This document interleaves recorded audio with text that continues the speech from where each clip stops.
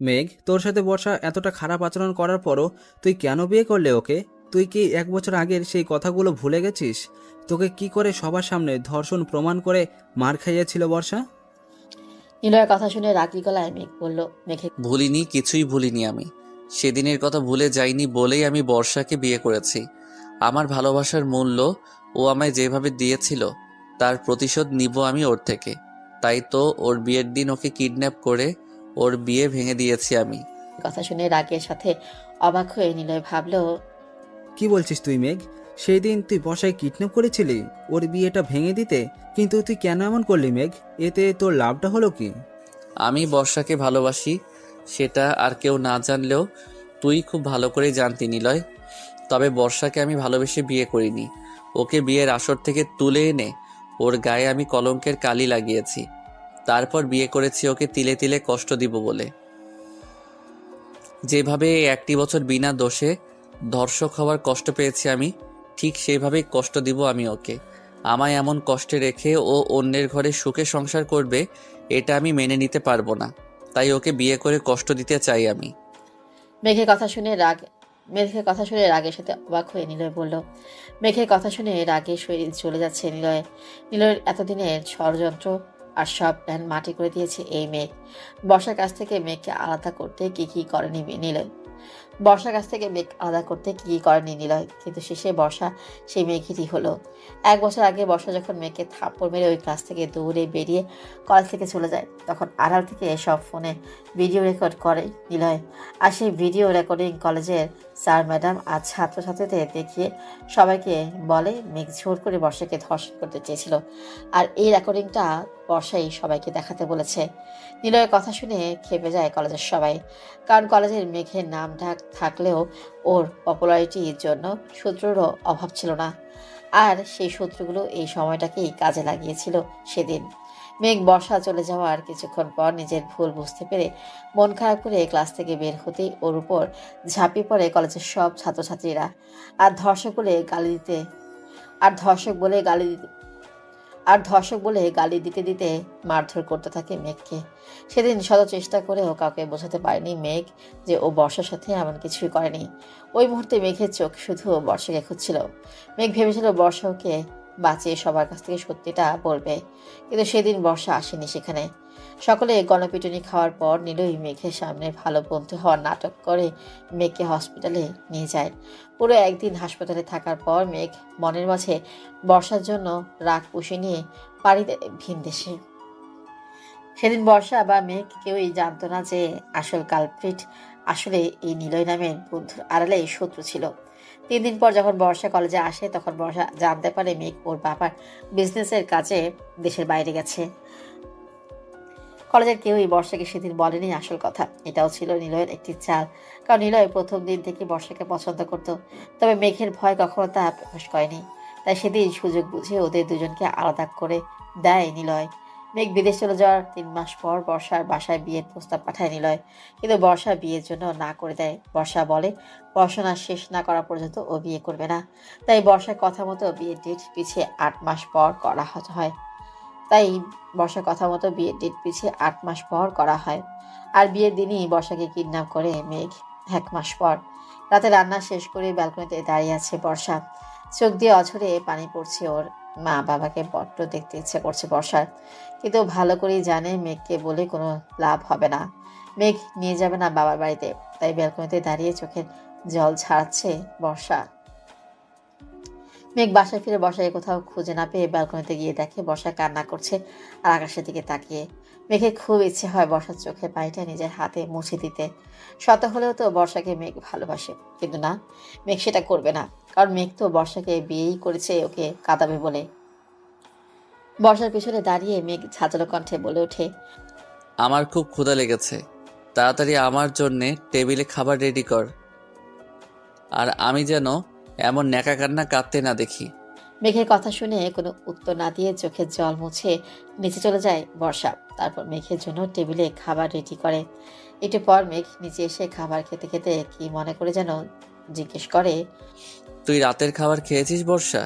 মেঘের কথা শুনে তার ছেলে হাসি দিয়ে সেখান থেকে চলে যেতে নেয় বর্ষা। অমনি বর্ষার হাত ধরে ফেলে মেঘ। তারপর রাগী কণ্ঠে বলে, আমি তোকে কিছু জিজ্ঞাসা করেছি বর্ষা, আমার কথার উত্তর না দিয়ে তুই চলে যাচ্ছিস কোন সাহসে? মেঘের কথা শুনে মেঘের দিকে তাকিয়ে বর্ষা বলতে শুরু করে। আমি খেলাম কি খেলাম না সেটা দেখার জন্য আমি খেলাম কি খেলাম না সেটা দেখার সময় তোর আছে মেঘ ভাইয়া? আমাদের বিয়ে হয়েছে প্রায় 2 মাস হতে চললো। এর মাঝে একবারও কখনো জানার চেষ্টা করেছিস আমি খেলাম কি না, আমার মন ভালো আছে কিনা? সবসময় কুকুর বিড়ালের মতো আচরণ করেছিস তুই আমার সাথে। স্বামী স্ত্রী হওয়া সত্ত্বেও আমার ঠাঁই হয়েছে ফ্লোরে, তোর বিছানায় নয়। তাহলে আজ হঠাৎ কেন জিজ্ঞেস করছিস মেঘ ভাইয়া? আমি উত্তর দিব না তোকে। কথাটা বলেই মেঘের সামনে থেকে চলে যেতে নেয় বর্ষা। সাথে সাথেই মেঘ চেয়ার ছেড়ে উঠে বর্ষার হাত ধরে তাদের দাঁত চেপে বলে। কিছুদিন হলো কিছু বলছি না দেখে খুব সাহস বেড়েছে তোর, তাই না বর্ষা? তোর সাহস হয় কি করে আমার মুখে মুখে কথা বলার? কথাটা বলেই বর্ষাকে নিজের দিকে ঘুরিয়ে ঠাস করে গালে একটা থাপ্পড় মারে মেঘ। মেঘের থাপ্পড় খেয়ে জ্ঞান হারিয়ে নিচে পড়ে যায় বর্ষা। বর্ষাকে জ্ঞান হারাতে দেখে যেন হুঁশে ফিরে আসে মেঘ। মেঘ দৌড়ে গিয়ে বর্ষাকে কোলে তুলে নেয়, তারপর সোফায় শুয়ে দিয়ে বলে। তোর সাহস হয় কি করে আমার মুখে মুখে কথা বলার? এ আমি কি করলাম? আমি কি নিজের রাগের বশে বর্ষার সাথে সত্যি খুব অন্যায় করে ফেলছি? কি হলো বর্ষার? বর্ষার কিছু হলে আমি বাঁচবো কি নিয়ে? বর্ষা, এই বর্ষা কথা বল না প্লিজ। কোনো কিছুতেই বর্ষার জ্ঞান ফিরছে না দেখে বর্ষাকে কোলে নিয়ে হাসপাতালে চলে যায় মেঘ। পাগলের মতো ডাক্তারকে ডাকতে থাকে মেঘ। ডাক্তার এসে নার্সদেরকে দিয়ে বর্ষাকে নিয়ে যায় একটা কেবিনে। বেশ কিছুক্ষণ চেক আপের পর ডাক্তার বর্ষার কেবিন থেকে বেরিয়ে মেঘকে বলে। অভিনন্দন মিস্টার মেঘ চৌধুরী, আপনি বাবা হতে চলেছেন। আপনার স্ত্রী 1.5 মাসের অন্তঃসত্ত্বা, তবে ওনার শরীর খুব দুর্বল, হয়তো ঠিকমতো খাওয়া দাওয়া করেন না, নিজের যত্নও নেন না। আপনাকে ওনার দিকে নজর রাখতে হবে, ওনার যত্ন করতে হবে, নইলে বেবির ক্ষতি হওয়ার আশঙ্কা রয়েছে। ডাক্তারের কথাগুলো শুনে যেন আকাশ থেকে পড়ল মেঘ। বর্ষা অন্তঃসত্ত্বা কি করে হতে পারে? ওদের তো কখনো স্বামী স্ত্রীর সম্পর্কই হয়নি। তাহলে বর্ষার পেটের এই বাচ্চাটা কার? এমন হাজারো প্রশ্ন ওকে দিয়ে উঠল মেঘের মনে। কিন্তু মেঘ নিজেকে শান্ত রাখার চেষ্টা করেই ডাক্তারকে বলল। আপনি ঠিক বলছেন তো ডাক্তার? আমার ওয়াইফ সত্যি প্রেগনেন্ট? মেঘের কথা শুনে কিছুটা আশ্চর্য হলো ডাক্তার। তারপর মেঘের দিকে জিজ্ঞাসা দৃষ্টিতে তাকিয়ে বলল। মিস্টার মেঘ, আপনি কি আপনার বেবি হওয়ার কথা শুনে হ্যাপি নন? এমন প্রশ্ন করছেন যে? ডাক্তারের কথা শুনে মেঘ মুখে জোরপূর্বক হাসি রেখা টেনে বলল। না ডাক্তার, আমি অনেক খুশি। প্রথমবার বাবা হব, এর চাইতে খুশির কি কিছু হতে পারে? আচ্ছা ডাক্তার, আমি বর্ষাকে বাসায় নিয়ে যেতে পারবো কখন? আপনি কাল সকালেই আপনার ওয়াইফকে নিয়ে যেতে পারবেন মিস্টার মেঘ। তবে একটা কথা, ওনার যত্ন করতে হবে, ওনাকে এ সময় ভালো ভালো খাবার খাওয়াতে হবে। আমি চেক আপ করে যতটুকু বুঝেছি, আপনার ওয়াইফের শরীর খুব দুর্বল, আর এই দুর্বলতার জন্যই উনি জ্ঞান হারিয়েছিলেন। তাই এখানে থেকে নিয়ে গেলে ওনার যত্ন করতে ভুলবেন না। ডাক্তারের কথা শুনে মুখে হাসি রেখা টেনে তাদের দাঁত চেপে মেঘ বলল। আপনি এই নিয়ে ভাববেন না ডাক্তার, আমি বর্ষার এমন যত্ন করব যেমন যত্ন পৃথিবীর কোনো স্বামী তার স্ত্রীর জন্যে করে না। মেঘের কথা শুনে মুচকি হেসে চলে গেলেন ডাক্তার। আর মেঘ বর্ষার কেবিনের দরজা খুলে বর্ষার দিকে তাকিয়ে কিছু একটা ভেবে ডেভিল হাসলো। পরদিন সকালে বর্ষাকে নিয়ে বাসায় চলে এলো মেঘ। বর্ষা ওর বেবির কথা শুনে অনেক খুশি। বর্ষা মনে মনে ভাবছে এবার হয়তো মেঘ সব রাগ ভুলে ওকে আপন করে নিবে। বর্ষা বারবার নিজের পেটে হাত ছোঁয়াচ্ছে আর তৃপ্তির হাসি হাসছে। প্রথমবার মা হওয়ার অনুভূতিটা যে কতটা মধুর সেটা বুঝতে পারছে বর্ষা। বাসায় পৌঁছে বর্ষাকে গাড়িতে রেখে গাড়ি থেকে নেমে সোজা ভিতরে চলে গেল মেঘ। মেঘের এমন আচরণে কিছুটা অবাক হলো বর্ষা। তবুও ধীরে ধীরে গাড়ি থেকে নেমে বাসার ভিতরে যেতে লাগলো বর্ষা। তবুও গাড়ি তবু ধীরে ধীরে গাড়ি থেকে নেমে বাসার ভিতরে যেতে লাগলো। বাসার ভিতরে যেতেই বর্ষা দেখলো মেঘ মাথা নিচের দিকে দিয়ে সোফায় বসে আছে। বর্ষা মেঘকে কিছু বলবে তার আগে মেঘ শান্ত গলায় নিচের দিকে তাকিয়ে বলে উঠল। বাচ্চাটা কার বর্ষা? মেঘের এমন প্রশ্ন শুনে থমকে গেল বর্ষা। তারপর কাঁপা কাঁপা গলায় জিজ্ঞেস করলো। তুই কি বলছিস মেঘ? আমি জিজ্ঞেস করেছি তোর পেটের বাচ্চাটা কার? কার পাপের ফসলকে তুই আমার নামে চালাতে চাইছিস? কার সন্তান আছে তোর পেটে? মেঘের কথা শুনে যেন আকাশ ভেঙে পড়লো বর্ষার মাথায়। বর্ষা দুপা পিছিয়ে গিয়ে ফ্লোরে বসে পড়লো। ওদের নিজের কানকেও বিশ্বাস করতে পারছে না। মেঘ কি করে পারলো এত বড় একটা কথা বলতে? মেঘের কি সেদিন রাতের কথা কিছুই মনে নেই? বর্ষাকে চুপ করে নিচে বসে থাকতে দেখে সোফা থেকে দৌড়ে উঠে গিয়ে বর্ষা চুলের মুঠি ধরল মেঘ। তারপর দাঁতে দাঁত চেপে বলল, আর কত ঠকাবি আমায় তুই বর্ষা? কলেজে একটা কিস করতে চেয়েছিলাম বলে তুই আমায় থাপ্পড় মেরেছিলি। আমায় থাপ্পড় মারার পর আমি যখন নিজের ভুল বুঝতে পেরে তোর কাছে ক্ষমা চাইবো বলে ঠিক করি, তখন তুই কলেজের সবাইকে উস্কে দিয়ে আমায় ধর্ষক বানিয়ে গণপিটুনি খাইয়েছিলি। তবুও তোকে ভালোবাসতাম বলে সেই তোকে বিয়ে করেছি আমি। কিন্তু তুই আমার বউ হওয়া সত্ত্বেও কি করে পারলি অন্য কারোর সাথে অবৈধ সম্পর্ক করে তার সন্তানের মা হতে? কেন এভাবে ঠকালি তুই আমায়? কেন বর্ষা, কেন বল আমায়? কার বাচ্চার মা হতে চাচ্ছিস তুই? তোর পেটে কার পাপের ফসল বেড়ে উঠছে? মেঘের কথাগুলো যেন ধারালো ছুরির মতো বিচ্ছে বর্ষার গায়ে। বর্ষা নিজে শরীরের সমস্ত শক্তি দিয়ে মেঘকে নিজের থেকে সরিয়ে ঠাস করে একটা থাপ্পড় মেরে দিল মেঘের গালে। তারপর কিছু না বলেই কাঁদতে কাঁদতে চলে গেল ফাঁকা একটা রুমে, আর ভেতর থেকে দরজা লাগিয়ে দিয়ে পাগলের মতো কাঁদতে লাগলো। এদিকে বর্ষা মেঘকে থাপ্পড় মেরে চলে যাওয়ার পর মেঘও ফ্লোরে বসে কাঁদতে লাগলো আর বলতে লাগলো, কেন বর্ষা, কেন কেন এভাবে ঠকালি আমায়? কি অপরাধ ছিল আমার যে সারাটা জীবন শুধু আমায় ঠকিয়েই গেলি? আমি তোকে ছাড়বো না বর্ষা। তোর পেটের ওই অবৈধ বাচ্চা সহ তোকে জ্বালিয়ে পুড়িয়ে শেষ করে দিব আমি। সারাদিন বাসায় ছিল না মেঘ। সকালে বর্ষাকে বাসায় নিয়ে আসার পরেই বেরিয়ে যায় ও। বর্ষা সারাদিন একটি রুমে দরজা দিয়ে থেকেছে আর চিন্তা করছে ওর ঠিক কি করা উচিত এই মুহূর্তে। অনেক চিন্তা ভাবনার পর বর্ষা একটা ডিসিশন নিয়ে নিল আর ভা- আর খাতা কলম নিয়ে বসে পড়লো একটি চিঠি লিখবে বলে। রাতে ড্রিঙ্ক করে বাসায় ফিরল মেঘ। বাসায় ফেরার পর বর্ষাকে অনেক ডাকাডাকি করলো, কিন্তু বর্ষা মেঘকে মাতাল অবস্থায় দেখে আর মেঘের সামনে এলো না। কারণ বর্ষা চায় না এর আগে মেঘ মাতাল হওয়ার পর ওর সাথে যেটা হয়েছে সেটা আবার হোক। বর্ষাকে এখন বর্ষাকে অনেক ডাকাডাকির পরও যখন বর্ষার সামনে এলো না তখনই মেঘ গিয়ে সোফার উপরে বর্ষাকে অনেক ডাকাডাকির পর যখন বর্ষার সামনে এলো না তখন মেঘ গিয়ে সোফার উপর উপর হয়ে শুয়ে ঘুমিয়ে পড়ল। মেঘ ঘুমানোর পর বর্ষা ওর রুমের দরজা খুলে মেঘের সামনে এসে হাঁটু গেড়ে বসে বলতে লাগলো, জানি না মেঘ, 1 বছর আগে কি করেছিলাম আমি, কেনই বা আমার উপর তোর এত রাগ। তবে তুই আজ যেটা করেছিস, এরপর আর আমি তোর কাছে থাকতে পারবো না মেঘ। আমি তোর আর আমার সন্তানকে বাঁচাতে চাই। আমি জানি আমি যদি এখানে থাকি তাহলে তুই আমার সন্তানকে মেরে ফেলবি, সেটা আমি হতে দিতে পারি না। তাই আমি চলে যাচ্ছি মেঘ, তোকে ছেড়ে অনেক দূরে চলে যাচ্ছি।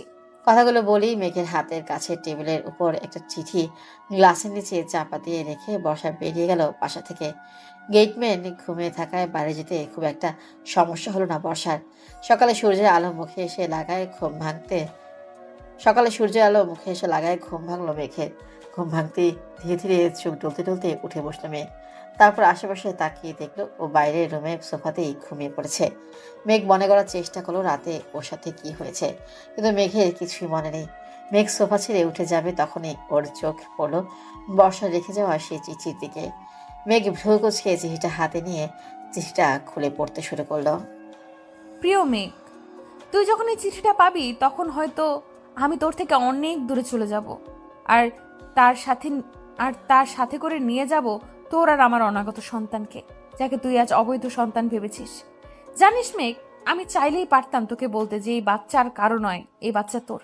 কিন্তু আমার কথা হয়তো তুই বিশ্বাস করতি না, আর বিশ্বাস করবিই বা কি করে বল?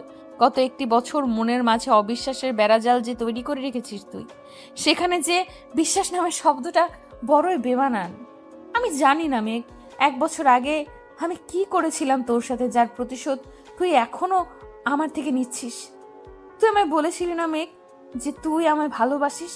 আর তুই কি জানিস ভালোবাসা কাকে বলে? তুই যদি আমায় ভালোবাসতি তাহলে সঠিকটা জানার চেষ্টা না করে আমার উপর এভাবে প্রতিশোধ নিতে পারতি না।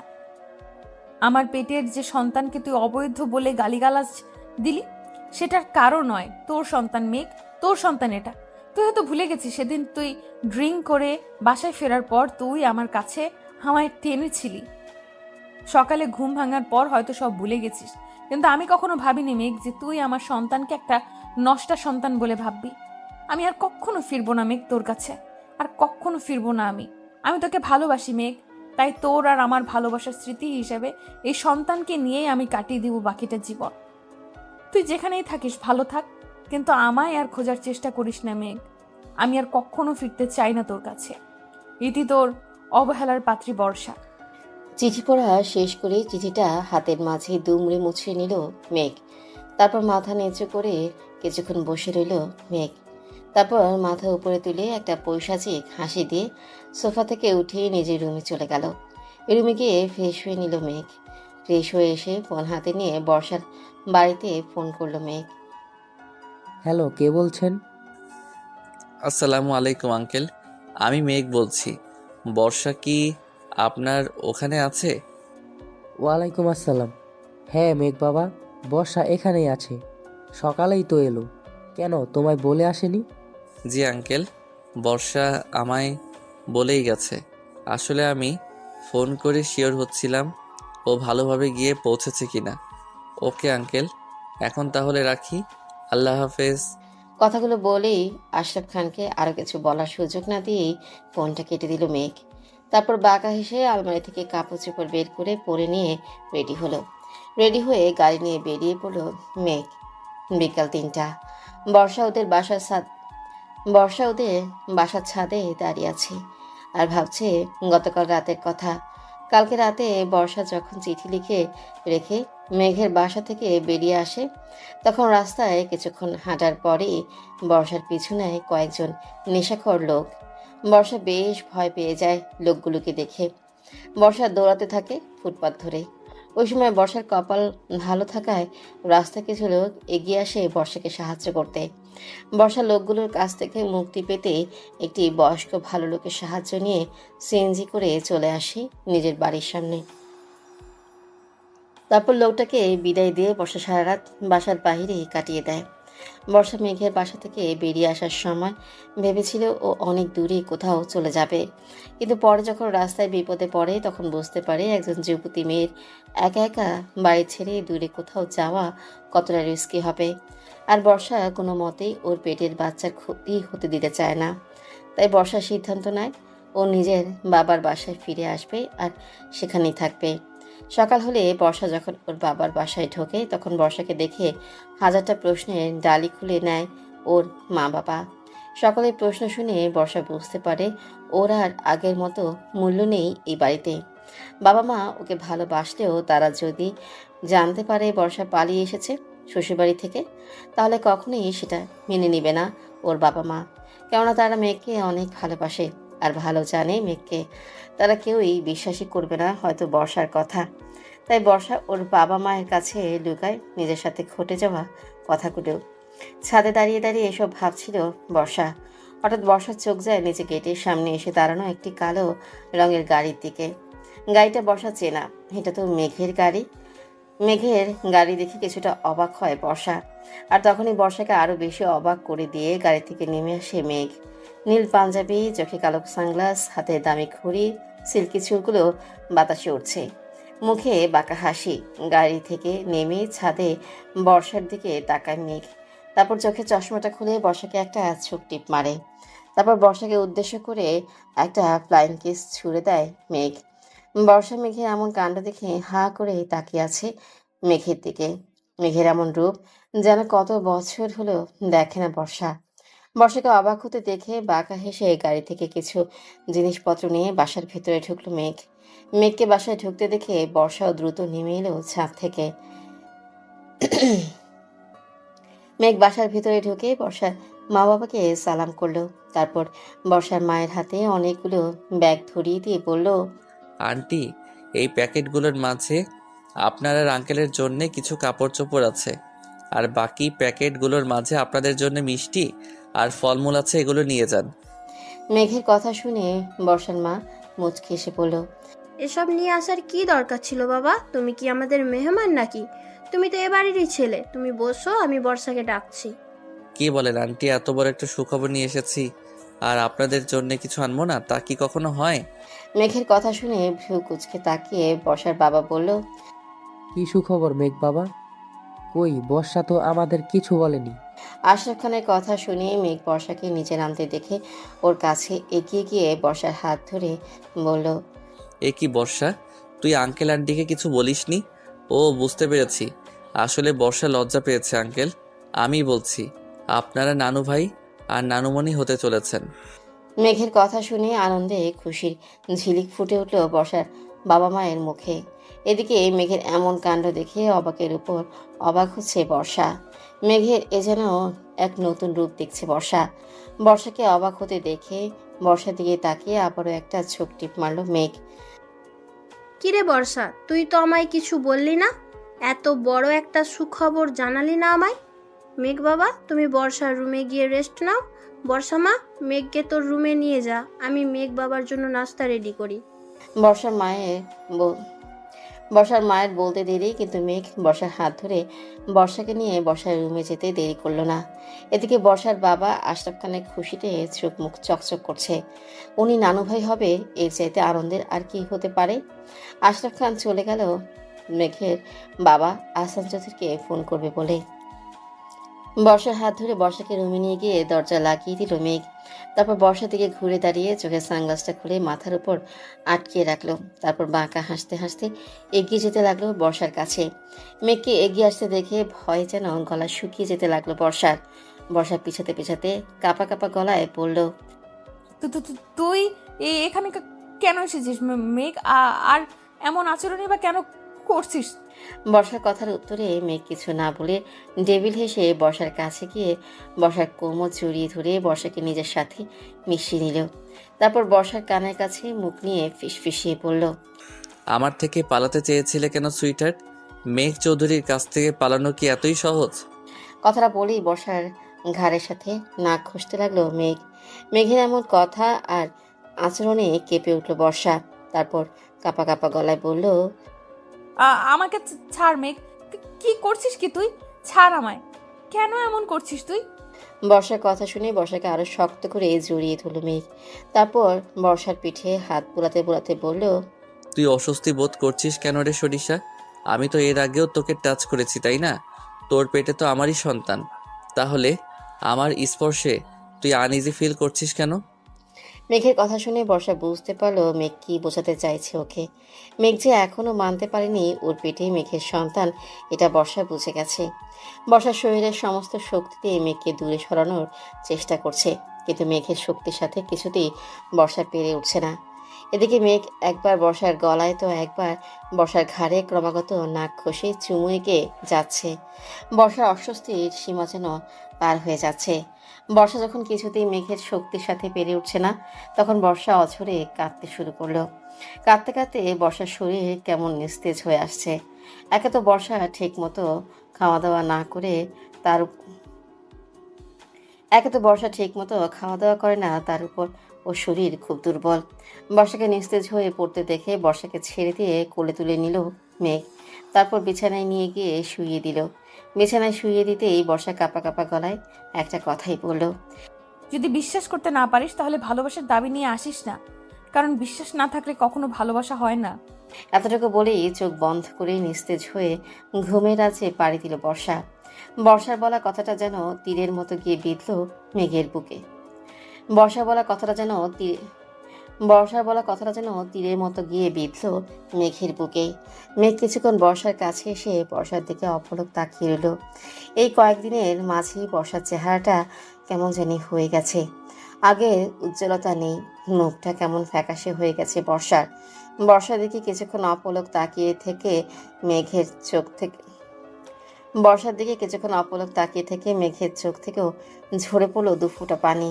মেঘ নিজের চোখটা মুছে নিয়ে বর্ষার গায়ে চাদর টেনে দিয়ে দরজা খুলে কোথায় যেন চলে গেল। বর্ষার মা বারবার জিজ্ঞেস করায় মেঘ বলল, জরুরি একটা কাজে যাচ্ছে, তাড়াতাড়ি ফিরবে। রাত 10টা। বর্ষার ঘুম ভাঙলো মুখের উপর কারো গরম নিঃশ্বাস আর কয়েক ফোঁটা পানি পড়ার কারণে। বর্ষার চোখ বন্ধ অবস্থাতেই সামনের মানুষটার দিকে হাত বাড়ালো, কিন্তু হাতে কারো স্পর্শ পেল না বর্ষা। তাই চোখ মেলে তাকিয়ে চারিদিকে ভালো করে দেখতে লাগলো, কিন্তু রুমে বর্ষা ছাড়া আর কেউ নেই। বর্ষা কিছুটা অবাক হলো, কারণ ও পুরোপুরি অনুভব করেছে ওর মুখের উপর কেউ ছিল, আর সে হয়তো কান্না করছিল, আর তার চোখের পানি বর্ষার মুখের উপর পড়েছে। বর্ষা হাত দিয়ে নিজের গালে স্পর্শ করে দেখলো সত্যি ওর গালে কয়েক ফোঁটা পানি লেগে আছে। কিন্তু বর্ষা কিছুতেই বুঝতে পারছে না কে ছিল ওর রুমে। বর্ষা বিছানা ছেড়ে উঠে বাইরে বের হলো। বাইরে বের হয়ে বর্ষা দেখলো মেঘ বর্ষার মা বাবার সাথে একসাথে বসে গল্প করছে। বর্ষাকে দেখে ওর মা বলে উঠল, বর্ষা মা, তুই উঠেছিস? এখন শরীর কেমন লাগছে তোর? হুম, ভালো লাগছে আম্মু। আমি এতক্ষণ সময় ধরে ঘুমালাম, তোমরা আমায় ডাকলে না কেন? আমরা ডাকতে চেয়েছিলাম বর্ষা, কিন্তু মেয়ে। এতটুকু বলতেই বর্ষার মাকে থামিয়ে দিয়ে মেঘ বলল, আন্টি, আপনি বর্ষার খাবার রেডি করুন। ওর শরীর এমনিতেই দুর্বল, তার উপর অনেকক্ষণ হলো কিছু খাইনি। আর বর্ষা, তুই ঘুম থেকে উঠে ফ্রেশ হয়েছিস নাকি অমনি বাইরে বেরিয়ে এলি? মেঘের কথা শুনে বর্ষার মা বর্ষার খাবার বাড়তে চলে গেলেন। আর বর্ষা মেঘের কথার কোনো উত্তর না দিয়ে রুমে চলে গেল ফ্রেশ হতে। ওয়াশরুম থেকে ফ্রেশ হয়ে বেরিয়ে বর্ষা দেখল মেঘ ওর জন্য খাবার নিয়ে বসে আছে। মেঘের এমন কাণ্ড দেখে বর্ষা যেন অবাকের উপর অবাক হচ্ছে। মেঘ কেন এমন করছে সেটা কিছুই বুঝতে পারছে না বর্ষা। বর্ষাকে চুপ করে দাঁড়িয়ে থাকতে দেখে মেঘ নরম সুরে বলল, এখানে খাবার রাখা আছে, বর্ষা, এসে খেয়ে নে। আর কালকে সকালেই আমার সাথে বাসায় যাবি তুই, তাই তাড়াতাড়ি খেয়ে ঘুমিয়ে পড়। মেঘের কথা শুনে রাগ দেখিয়ে বর্ষা বলল, তুই কেন এসেছিস এখানে? চলে যা এখান থেকে। আমি আর কোনো দিন ওই বাসায় ফিরবো না। তোর সাথে কোনো সম্পর্ক নেই আমার। চলে যা আমার সামনে থেকে তুই। বর্ষার কথা শুনে ডেভিল হাসলো মেঘ। তারপর বিছানা ছেড়ে উঠে দাঁড়িয়ে বাইরে যেতে যেতে বলল, আমি ছাদে যাচ্ছি, 15 মিনিট পর রুমে আসবো। এসে যদি দেখি তুই এখনো খাবার খাসনি, তাহলে তোর আর তোর অনাগত বাচ্চার জন্যে খাবার আর তো তাহলে তোর আর তোর অনাগত বাচ্চার জন্য ব্যাপারটা ভালো হবে না। মেঘের কথা শুনে রাগে যেন শরীর জ্বলে যাচ্ছে বর্ষার। বর্ষার রাগী গলায় বলে উঠল, কি করবি তুই? আর কি করার বাকি রেখেছিস তুই? কেন এসেছিস এখানে? কি চাস তুই? কি চাস মেঘ? তোকে চাই, তুই চাস বা না চাস, তোকে আমার সাথে থাকতে হবে আমার বাসায়। তাই বেশি কথা না বলে খেয়ে দেখে ঘুমিয়ে পড়, সকালে আমার সাথে বাসায় যাবি। যাব না আমি ওই বাসায়। কি করবি তুই? হ্যাঁ, কি করবি? বর্ষার কথা শুনে ডেভিল হেসে বর্ষার কাছে এগিয়ে এসে মেঘ ফিসফিসিয়ে বলল, বেশি কিছু করব না সুইটার, শুধু আমার শ্বশুর শাশুড়ি আর তোর প্রতিবেশীদের বলবো তোর পেটের বাচ্চাটা আমার নয়, ওটা তোর অবৈধ সম্পর্কের ফসল। মেঘের কথা শুনে মুখ ছিটকিয়ে বর্ষা বলে উঠল, ছি। বর্ষা ছি বলা শুনে মেঘ আর কিছু না বলে রুম থেকে বেরিয়ে গেল।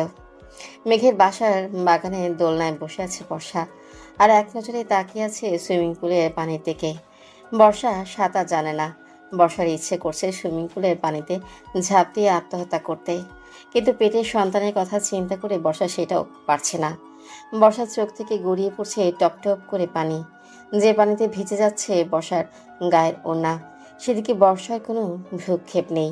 3 দিন আগে বর্ষাকে নিয়ে মেঘ বাসায় আসার পর থেকে একটা কথাও বলেনি মেঘ বর্ষার সাথে। সারাটা দিন বোবার মতো বর্ষা এখানে এখানে বসে কাটায়। বাসার একটা কাজের মহিলাও নেই যার সাথে একটু কথা বলে সময় কাটাবে বর্ষা। নিজেকে আজকাল কাঠের পুতুল মনে হয় বর্ষার। মেঘ সেই সকালেই হোটেল থেকে খাবার এনে নিজে খেয়ে বর্ষার জন্য রেখে চলে যায়। আবার দুপুরে খাবার নিয়ে বাসায় ফেরে, নিজে খেয়ে বর্ষার জন্য টেবিলে খাবার রেখে অন্যদিকে ঘুরে বর্ষাকে খেতে বলে হনহন করে চলে যায় মেঘ। এর আগে মেঘ বর্ষাকে মারধর করলেও কথা বলতো। বর্ষার কাছে যেন সেই দিনগুলি ভালো ছিল। মেঘ এখন খাওয়ার কথা ছাড়া একটা কথাও বলে না বর্ষার সাথে। এই 3টা দিন হলো 3টা বছরের সমান। এই 3টা দিন যেন 3টি বছরের সমান মনে হয় বর্ষার কাছে। এসব কথা ভাবছে আর অঝরে কান্না করছে বর্ষা। চোখের অশ্রুগুলো যেন আর বাঁধ মানছে না। হঠাৎ মেঘের ডাকে ধ্যান ভাঙল বর্ষার। মেঘ গেট দিয়ে বাসার ভিতরে ঢুকে বর্ষাকে দেখে বলে উঠল, বর্ষার রুমে গিয়ে 10 মিনিটের মধ্যে রেডি হয়ে আয়, এখনই আমার সাথে বেরোতে হবে। মেঘের কথা শুনে নিজের চোখটা তাড়াতাড়ি মুছে নিল বর্ষা। কারণ মেঘের কথা শুনে নিজের চোখটা তাড়াতাড়ি মুছে নিল বর্ষা, কারণ বর্ষা চায় না ওর চোখের পানি ওর কষ্ট মেঘ দেখুক। বর্ষা চোখ মুছে সুইমিং পুলের দিকে তাকিয়ে বলে উঠল, কোথায় নিয়ে যাবি আমায়? সেটা গেলেই জানতে পারবি। এখন সময় নষ্ট না করে তাড়াতাড়ি রেডি হয়ে আয়। মেঘের কথায় বর্ষা আর কথা না বাড়িয়ে রুমে চলে গেল। তারপর কাপড় পাল্টে রেডি হয়ে নিচে নেমে এলো। লাল টকটকে সালোয়ার কামিজ পরেছে বর্ষা। মুখে কোনো রকম সাজ নেই বর্ষার। মুখটা কেমন যেন চুপসে গেছে ওর। হারিয়ে গেছে মুখের সব উজ্জ্বলতা। মেঘ বর্ষার দিকে এক নজর তাকিয়ে দেখে, চোখ নামিয়ে নিল। তারপর নিজের হাতটা বর্ষার দিকে এগিয়ে দিয়ে নরম গলায় বলে উঠল। চল আমার সাথে। বর্ষা মেঘের হাতটা দেখেও না দেখার ভাব করে সামনে দিকে হাঁটতে লাগলো। মেঘও আর কিছু না বলে বর্ষার সাথে গিয়ে গাড়ির দরজা বর্ষার জন্য খুলে দিল। বর্ষা কোনো কথা না বলে সোজা গিয়ে গাড়িতে উঠে বসলো। তারপর মেঘও ড্রাইভিং সিটে বসে গাড়ি চালাতে লাগলো। গাড়ি চলতে লাগলো আপন গতিতে। কিছুক্ষণ পর হাসপাতালের সামনে গিয়ে থামলো গাড়ি। বর্ষা অবাক হয়ে মেঘের দিকে তাকিয়ে জিজ্ঞেস করলো, আমরা হসপিটালে কেন এলাম? এসেছি যখন তখন অবশ্যই কোনো দরকার আছে।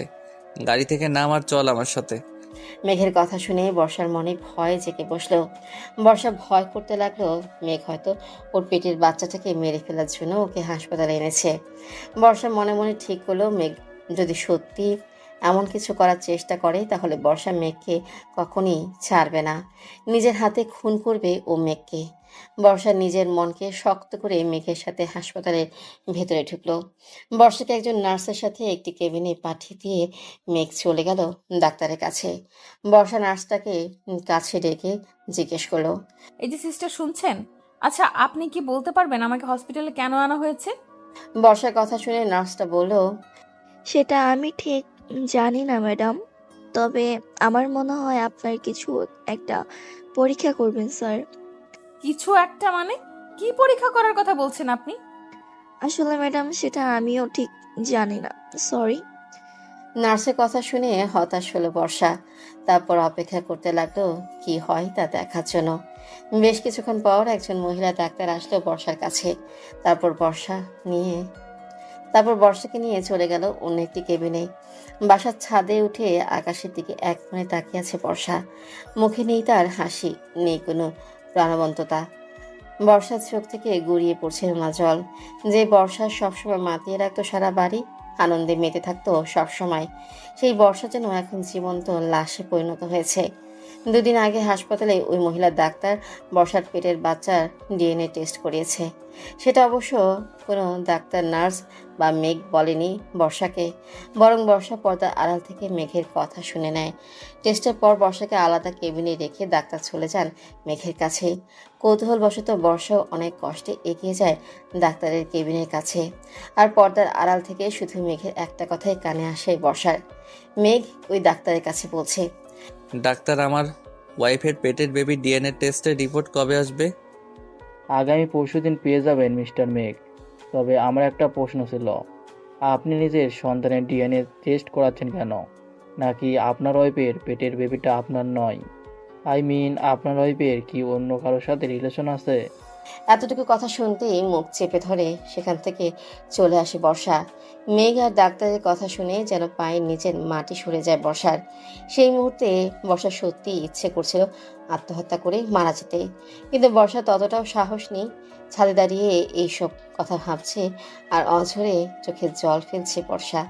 ওর বুকের ভিতরটা যেন সব দুমড়ে মুছে শেষ হয়ে যাচ্ছে। মেঘ কি করে পারলো এটা করতে? কি করে পারলো এতটা অবিশ্বাস করতে? বর্ষা না পারছে মেঘের বাসা থেকে চলে যেতে, আর না পারছে এখানে থাকতে, না পারছে মরে যেতে, না পারছে বাঁচতে, না পারছে মরে যেতে, না পারছে বাঁচতে। দম যেন বন্ধ হয়ে আসছে বর্ষার। বর্ষা আকাশের দিকে তাকিয়ে কেটে চলেছে এক মনে। হঠাৎ কার স্পর্শে ধ্যান ভাঙে বর্ষার। মেঘ এসে বর্ষাকে পেছন থেকে জড়িয়ে ধরেছে। বর্ষার চুলের মাঝে মুখ গুজে কাঁদছে মেঘ। কাঁদতে কাঁদতে বর্ষাকে ছেড়ে হাঁটু গেড়ে নিচে বসে পড়ল মেঘ। মেঘের এমন ব্যবহারে অবাক হয়ে মেঘের দিকে ঘুরে তাকালো বর্ষা। বর্ষাকে তাকাতে দেখে মেঘ অপরাধীর মতো মাথা নিচু করে বলতে লাগলো, আই এম সরি বর্ষা, তুই আমায় ক্ষমা করে দে। আমি না জেনে না বুঝে তোর সাথে অনেক বেশি অন্যায় করে ফেলেছি। প্লিজ বর্ষা, ক্ষমা করে দে আমায়। তুই আমায় চিঠি লিখে চলে যাওয়ার পর আমি কলেজে গিয়ে খোঁজ নিয়েছি, যেটা আমার আরও আগে করা উচিত ছিল। কলেজে গিয়ে জানতে পেরেছি তুই কিছুই করিসনি সেদিন। অন্য কেউ আমার উপর ষড়যন্ত্র করে আমায় মার খাইয়েছিল তোর আর আমার ছবি তোলে। আমি এখনো জানি না সেই মানুষটাকে, তবে খুব তাড়াতাড়ি জেনে যাব আমি। আমি না জেনে তোকে অনেক বেশি কষ্ট দিয়ে ফেলেছি বর্ষা। তুই আমায় মাফ করে দে বর্ষা, মাফ করে দে আমায়। আমি তোকে সন্দেহ করেছিলাম বর্ষা, যে তোর পেটের সন্তান হয়তো আমার নয়। কারণ বিশ্বাস কর বর্ষা, আমার সেদিন রাতের কথা কিছুই মনে নেই। নেশা করে বাসায় আসার পর তোর সাথে কি করেছি আমি কিছুই মনে নেই আমার। তাই আমি তোকে সন্দেহ করেছিলাম, কিন্তু এখন আর আমার তোর প্রতি কোনো সন্দেহ নাই। আমি বুঝতে পেরেছি বর্ষা, আমি যা করেছি সব ভুল। তোর পেটে আমারই সন্তান, আমায় তুই ক্ষমা করে দে বর্ষা। চল আমরা নতুন জীবন শুরু করি একসাথে, যে জীবনে আমাদের মাঝে কোনো ভুল বোঝাবুঝি থাকবে না, থাকবে না কোনো বাধা। কথাগুলো এক নাগারে মাথা নিচে করে বসে বলেই চলেছে মেঘ। আর বর্ষা পাথরের মূর্তির মতো দাঁড়িয়ে চুপচাপ মেঘের বলা কথাগুলো শুনেই চলেছে। মেঘ কথাগুলো বলেই উঠে দাঁড়ালো বর্ষার সামনে। মেঘ কথাগুলো বলেই উঠে দাঁড়ালো বর্ষার সামনে। তারপর বর্ষার দুই গালে হাত রেখে বলল, তুই আমায় ক্ষমা করবি না বর্ষা। আমি তোকে ভালোবাসি বর্ষা, অনেক বেশি ভালোবাসি তোকে আমি, সেই 3 বছর আগে থেকে। চল না বর্ষা, আমরা এই কয়েকদিনের অতীত ভুলে আবার নতুন করে জীবন শুরু করি। কথাগুলো বলেই বর্ষাকে জড়িয়ে ধরতে নিল মেঘ। সাথে সাথে এই বর্ষার নিজের শরীরের সমস্ত শক্তি দিয়ে মেঘকে ধাক্কা দিয়ে দূরে সরিয়ে দিল। বর্ষার ধাক্কা খেয়ে মেঘ কয়েক পা পিছিয়ে গিয়ে অবাক হয়ে বর্ষার দিকে তাকালো। মেঘকে তাকাতে দেখে বর্ষা মেঘের কাছে এগিয়ে গিয়ে মেঘের শার্টের কলার ধরে রাগী গলায় চিল্লিয়ে বলতে শুরু করলো, ক্ষমা চাইছিস তুই মেঘ? কিসের জন্য ক্ষমা চাইছিস তুই? বিনা দোষে দোষী বানিয়ে আমাকে সবার সামনে বাজে মেয়ে প্রমাণ করার জন্য ক্ষমা চাইছিস তুই? তোকে ক্ষমা করে দিলে কি আমার মাথায় পড়া সেই অপবাদগুলো মুছে যাবে? উত্তর দে আমায় মেঘ, উত্তর দে। কিসের জন্য ক্ষমা চাইছিস তুই মেঘ? রাতের আধারে মদ খেয়ে মাতাল হয়ে এসে নিজের বিবাহিত স্ত্রীকে বৈধ ধর্ষণ করে তার পেটে নিজের সন্তানকে অবৈধ বলে স্ত্রীকে ব্ল্যাকমেল করার ক্ষমা? নিজের সন্তানকে পাপের ফসল বলে তার ডিএনএ টেস্ট করে তারপর তোর মনে হলো এই বাচ্চা তোর। আমি তোকে বলছি শোন, আমার পেটের এই বাচ্চা তোর নয়। তোর মতো একটা জানোয়ারের বাবা হওয়ার কোনো অধিকার নেই মেঘ। এই বাচ্চা শুধুই আমার, ও বড় হবে, ওর মায়ের পরিচয়। তোর কোনো অধিকার নাই আমার সন্তানের উপর। কথাগুলো এক নাগারে চিল্লিয়ে বলেই মেঘকে জোরে ধাক্কা মারল বর্ষা। মেঘ দুপা পিছিয়ে গিয়ে আবারও বর্ষার কাছে এগিয়ে এসে বলল, I am sorry Barsha, please আমায় ক্ষমা করে দে। আমি স্বীকার করছি আমি তোর সাথে অনেক বেশি অন্যায় করে ফেলেছি, তবে আমায় একটা সুযোগ দে বর্ষা। আমি তোকে কথা দিচ্ছি, আমি আমার ভুলগুলো শুধরে নিব। তোকে আর আমাদের বাচ্চাকে একটু কষ্ট পেতে দিব না আমি। আমি তোকে অনেক ভালোবাসি বর্ষা, প্লিজ আমায় একটা সুযোগ দে। ভালোবাসা? ভালোবাসা কাকে বলে তুই জানিস মেঘ? মানে মনে আছে মেঘ, তোকে আমি বলেছিলাম যদি বিশ্বাস করতে না পারিস তাহলে ভালোবাসার দাবি নিয়ে আসিস না। কারণ ভালোবাসার মেইন খুঁটি হলো বিশ্বাস। তুই অনেক আগেই তোর ভালোবাসার যোগ্যতা হারিয়েছিস মেঘ। আমি তোকে জাস্ট ঘৃণা করি মেঘ। তুই চলে যা আমার সামনে থেকে। আমার জীবনটাকে অভিশাপে পরিণত করেছিস তুই। প্লিজ বর্ষা, এভাবে বলিস না। আমি তোকে ছাড়া থাকতে পারবো না বর্ষা। আমার তোকে চাই সারা জীবন, প্রতিটা মুহূর্তে তোকে আমার পাশে চাই বর্ষা। প্লিজ বর্ষা, তুই এভাবে আমার দিক থেকে মুখ সরিয়ে নিস না। বল তুই কি চাস বর্ষা? তুই যা চাইবি আমি তোকে সব দিব, শুধু তুই আমায় দূরে সরিয়ে দিস না বর্ষা, প্লিজ। আমি ডিভোর্স চাই, আমাকে তুই ডিভোর্স দে মেঘ। আমি মুক্তি চাই তোর মতো একটা অমানুষের থেকে। মুক্তি দে আমায়, তুই ডিভোর্স দে। বর্ষার কথা শুনে মুহূর্তে রাগ উঠে যায় মেঘের। মেঘ বর্ষার গাল চেপে ধরে তাতে দাঁত চেপে বলে, তোর সাহস হয় কি করে আমার থেকে ডিভোর্স চাওয়ার? তুই অন্য যা কিছু চাইতে পারিস, কিন্তু ডিভোর্সের কথা ভুল করেও মুখে আনবি না। মেঘের কথা শুনে মেঘের গালে সজোরে একটা থাপ্পড় মারল বর্ষা। রাগে বর্ষার শরীর থরথর করে কাঁপছে। থাপ্পড় মেরে বর্ষা আবারও মেঘের শার্টের কলার চেপে ধরে বলতে লাগলো, তোর কোনো অধিকার নেই আমার উপর জোর খাটানোর। তুই যদি আমায় ডিভোর্স না দিস তো আমি তোকে ডিভোর্স দেবো মেঘ। তোর মুখ দেখতেও ঘৃণা করছে আমার। তোর এই আবেগী কথাগুলো কাটা হয়ে ফুটছে আমার গায়ে। তোর সাথে থাকা আমার পক্ষে সম্ভব নয়। আমি মুক্তি চাই তোর থেকে। কথাগুলো বলেই মেঘের কলার ছেড়ে দিয়ে ছাদ থেকে নিচে কথাগুলো বলেই মেঘের কলার ছেড়ে দিয়ে ছাদ থেকে নিচে নামতে নিল বর্ষা। সাথে সাথে মেঘ বর্ষার হাত ধরে বর্ষাকে কোলে তুলে নিল। বর্ষা মেঘের এমন কাণ্ডে অবাক হয়ে মেঘকে এক নাগাড়ে তিল খুশি মারতে লাগলো, কিন্তু তাতেই মেঘের কিছু আসেই যায় না। মেঘ বর্ষাকে কোলে নিয়ে বর্ষার রুমে, এতদিন বর্ষা মেঘের সাথে না থেকে আলাদা রুমে থাকতো, মেঘের ইচ্ছায় সেই রুমে গিয়ে নামিয়ে দিল। তারপর বাইরে থেকে দরজা লাগিয়ে বলল, আমি তোকে এতদিন সন্দেহ করে কষ্ট দিয়ে জোর করে আমার কাছে রেখেছিলাম, আর এখন থেকে তোকে ভালোবেসে আমার সাথে রাখার জন্যে তোকে জোর করে আমার কাছে রাখবো। আমার থেকে দূরে যেতে দিব না আমি তোকে। তুই আমার কাছেই থাকবি, সেটা তোর ইচ্ছাই হোক বা অনিচ্ছাই। কথাগুলো বলেই সেখান থেকে চলে গেল মেঘ। বর্ষা দরজায় বাড়ি দিতে দিতে অনেক ডাকলো মেঘকে দরজা খুলে দিতে, কিন্তু মেঘ শুনেও বর্ষার কথা শুনল না। রাতের খাবার একটি প্লেটে রেডি করে নিয়ে বর্ষার রুমে ঢুকলো মেঘ। রুমে ঢুকে দেখলো বর্ষা কাঁদতে কাঁদতে ফ্লোরে বসে খাটের সাথে হেলান দিয়ে ঘুমিয়ে পড়েছে। মেঘ খাবারের প্লেটটা টেবিলে রেখে বর্ষাকে কোলে তুলে নিল। তারপর বিছানায় বসিয়ে শক্ত করে বুকে জড়িয়ে ধরলো ঘুমন্ত বর্ষাকে। মেঘ এতটা শক্ত করেই বর্ষাকে ধরেছে যে মনে হচ্ছে যেন বর্ষার হাড়গুলো সব ভেঙে যাবে। বর্ষার ঘুম ভাঙতেই বর্ষা মেঘকে নিজের থেকে দূরে সরাতে ব্যস্ত হয়ে পড়ল, কিন্তু মেঘকে ও এক চুলও নাড়াতে পারল না। বর্ষার ছটফটানো বুঝতে পেরে বর্ষাকে ছেড়ে দিল মেঘ। তারপর বর্ষার দিকে তাকিয়ে অভিমানী গলায় বলল, তুমি এমন কেন বউ? একটুখানি জড়িয়েও ধরতে দিবা না? আমার 10টা না 5টা না একটা মাত্র বউটাকে এত হিংসে কেন তোমার? মেঘের এমন কথা শুনে ব্যাকুল হয়ে গেল বর্ষা। মেঘ এমন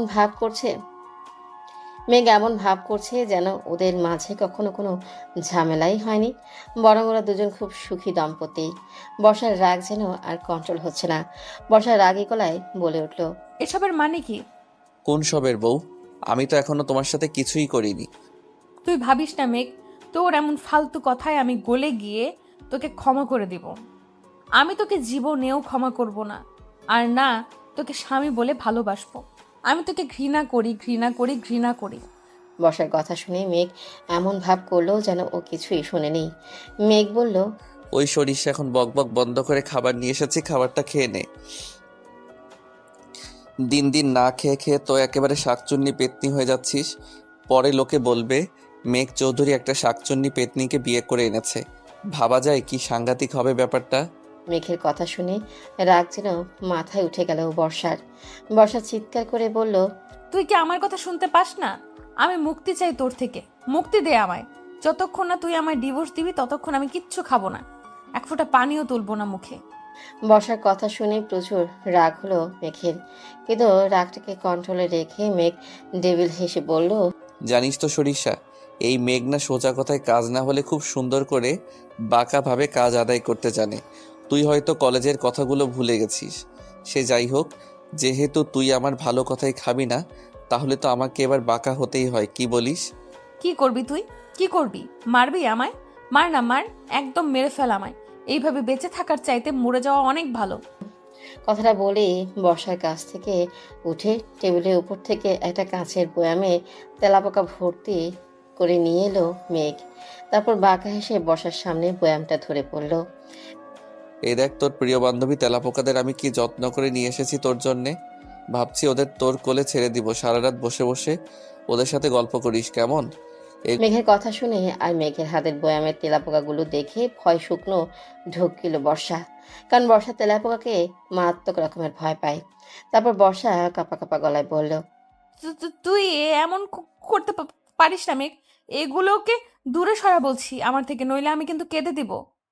বর্ষার অবস্থা দেখে বড্ড হাসি পাচ্ছে মেঘের, কিন্তু নিজের হাসিটাকে চেপে রেখে গম্ভীর গলায় পড়ল, এগুলোকে সরাতে পারি যদি তুই ভালো মেয়ের মতো খাবারগুলো খেয়ে নিস।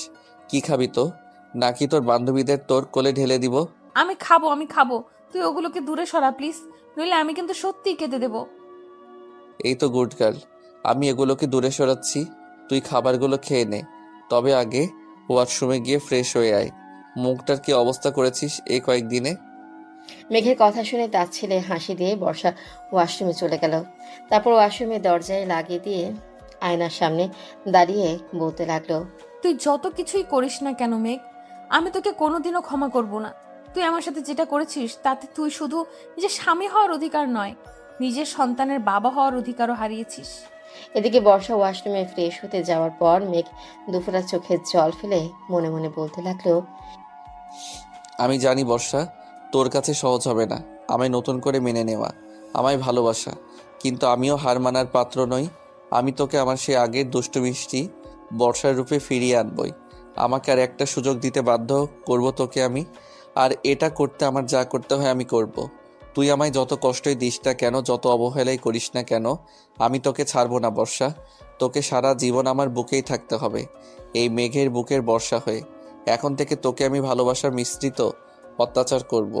আর আমি জানি তুই ধীরে ধীরে আমার সেই আগের বর্ষা হবি। এটা তোর আর আমাদের সন্তানের কাছে আমার প্রমিস বর্ষা। একটু পর ফ্রেশ হয়ে বর্ষা ওয়াশরুম থেকে বেরিয়ে এসে খাবারগুলো খেয়ে নিল, কারণ বর্ষা চায় না ওর সন্তানের ওর কারণে কোনো ক্ষতি হোক। তাই রাগ অভিমান দূরে রেখে ওকে সুস্থ থাকতে হবে ওর সন্তানের জন্য। ঠিকমতো খাওয়া দাওয়া করতে হবে ওকে। বর্ষার খাওয়া শেষ হলে বর্ষাকে রেখে খাবারের প্লেটগুলো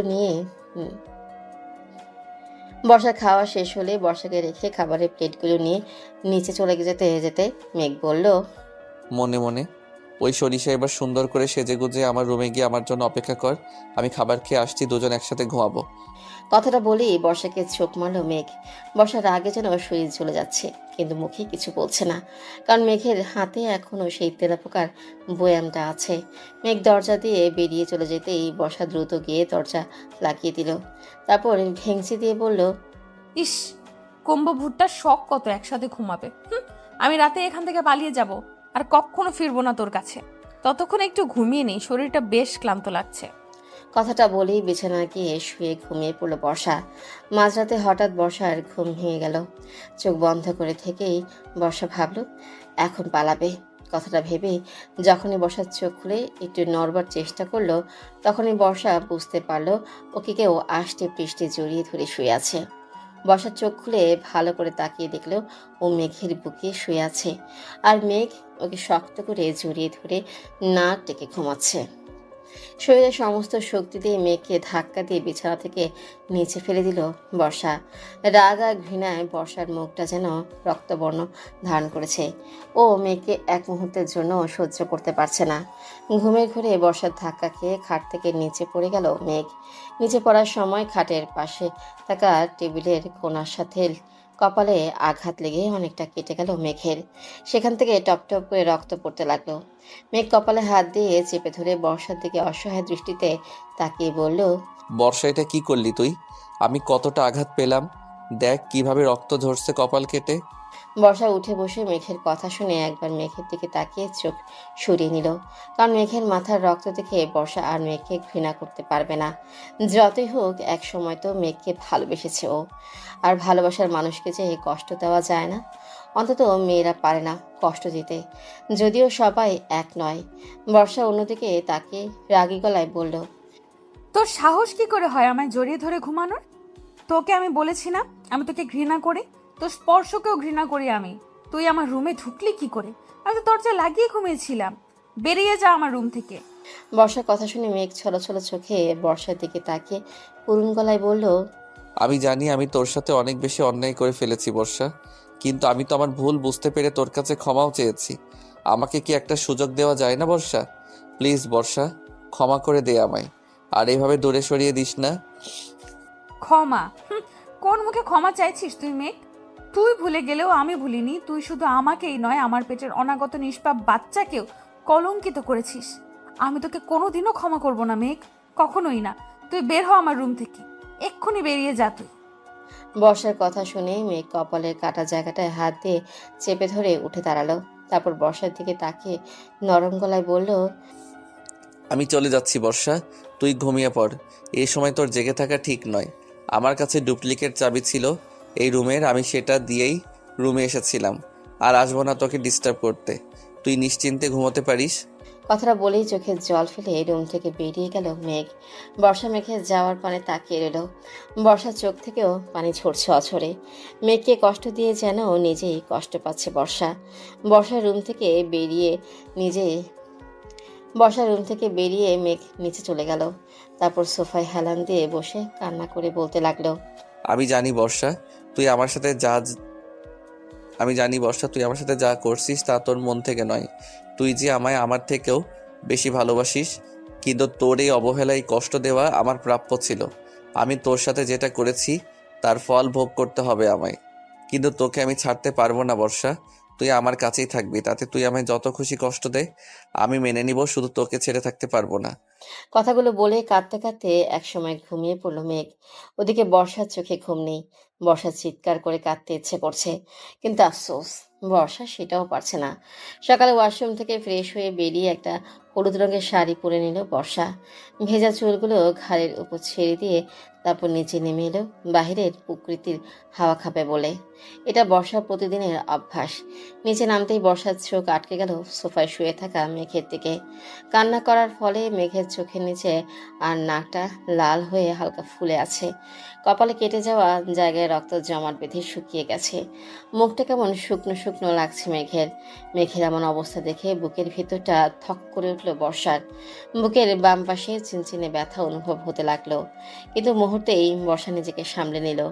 বর্ষা কিছুতেই মেঘের উপর নরম হবে না, আর সুযোগ পেলেই এখান থেকে চলে যাবে ও। কথাটা ভেবে একটা দীর্ঘশ্বাস ফেলে বাইরের দিকে হাঁটা দিল বর্ষা। প্রায় 1 ঘন্টা ধরে বাগানের দোলনায় বসে ফুল গাছের দিকে এক নজরে তাকিয়ে আছে বর্ষা। মাথায় ওর হাজারো চিন্তা ঘুরে বেড়াচ্ছে। নিজের পেটের সন্তানকে নিয়ে হাজারো চিন্তা ভর করেছে বর্ষার মাথায়। বাতাসে বর্ষার খোলা চুলগুলো উড়ছে, চুলের সাথে তাল মিলিয়ে উড়ছে বর্ষার শাড়ির আঁচলটাও। কিন্তু সেদিকে বর্ষার কোনো ভ্রুক্ষেপ নেই। বর্ষা এখন ভাবনায় মগ্ন। হঠাৎ গিটারের শব্দে ধ্যান ভাঙে বর্ষার। অনেকদিন পর গিটারের সেই মন কাড়া সুর যেন টানছে বর্ষাকে। বর্ষা না চাওয়া সত্ত্বেও দোলনা থেকে আনমনে উঠে গেল। তারপর গিটারের সুর ধরে বাসার ভিতরে ঢুকে সোজা ছাদে পৌঁছে গেল বর্ষা। ছাদের দরজায় দাঁড়িয়ে বর্ষা দেখল মেঘ অন্যদিকে ঘুরে সামনে গিটার বাজিয়ে ছাদের দরজায় দাঁড়িয়ে বর্ষা দেখলো মেঘ অন্যদিকে ঘুরে সমানে গিটার বাজিয়ে চলেছে। গিটার বাজাতে বাজাতে মেঘ গান ধরলো। গান গাওয়া হারাম। গানটা গাওয়ার সময় বারবার গলাটা ধরে আসছে মেঘের। চোখ দিয়ে গড়িয়ে পড়ছে অঝরে পানি। বর্ষারও পেছনে দাঁড়িয়ে থেকে একই অবস্থা। চোখের পাতা বারবার ভিজে ভারী হয়ে আসছে বর্ষার। ইচ্ছে করছে ছুটে গিয়ে মেঘকে জড়িয়ে ধরে বলতে ও মেঘকে ভালোবাসে, খুব খুব ভালোবাসে। কিন্তু না, বর্ষা এত তাড়াতাড়ি মেঘকে ক্ষমা করবে না। মেঘ যা করেছে তাতে ওকে আরও একটু শাস্তি দেওয়া দরকার, নইলে যে বর্ষার মনটাও শান্ত হবে না। কথাগুলো ভেবেই চোখের জল মুছে মেঘ দেখার আগেই নিচে নেমে এলো বর্ষা। ওদিকে মেঘ গান গাওয়া শেষ করে গিটারটা জড়িয়ে ধরে হু হু করে বাচ্চাদের মতো কাঁদতে লাগলো। নিজের ভুলের কারণে অনেক বেশি অনুতপ্ত মেঘ। মেঘের ইচ্ছে করছে এই মুহূর্তে সুইসাইড করে মরে যেতে, কিন্তু মেঘ সেটা করতে পারবে না। কেননা মেঘ নিজের সন্তান আর বর্ষাকে নিয়ে বাঁচতে চায়। নিজের ভালোবাসা দিয়ে বর্ষাকে ভরিয়ে দিতে চায়। বর্ষার রাগ অভিমান যে করেই হোক ভাঙাতে হবে মেঘকে। মেঘ যখন এসব চিন্তায় ব্যস্ত, তখন হঠাৎ ফোনের শব্দে ধ্যান ফিরল মেঘের। মেঘ চোখ মুছে ফোন হাতে নিয়ে দেখল মেঘের গুপ্তচর যাদের মেঘ চোখ মুছে ফোন হাতে নিয়ে দেখল মেঘের গুপ্তচর যাদের মেঘ গোপনে শত্রুর খোঁজ করার জন্য রেখেছে, তাদের মাঝে একজন ফোন করেছে। মেঘ নিজেকে শান্ত করে গম্ভীর গলায় ফোন রিসিভ করে বলল, বলো। স্যার, আমরা তাকে পেয়ে গেছি, যে 1 বছর আগে আপনার আর বর্ষা ম্যাডামের ছবি তুলে কলেজে মিথ্যা কথা রটিয়েছিল।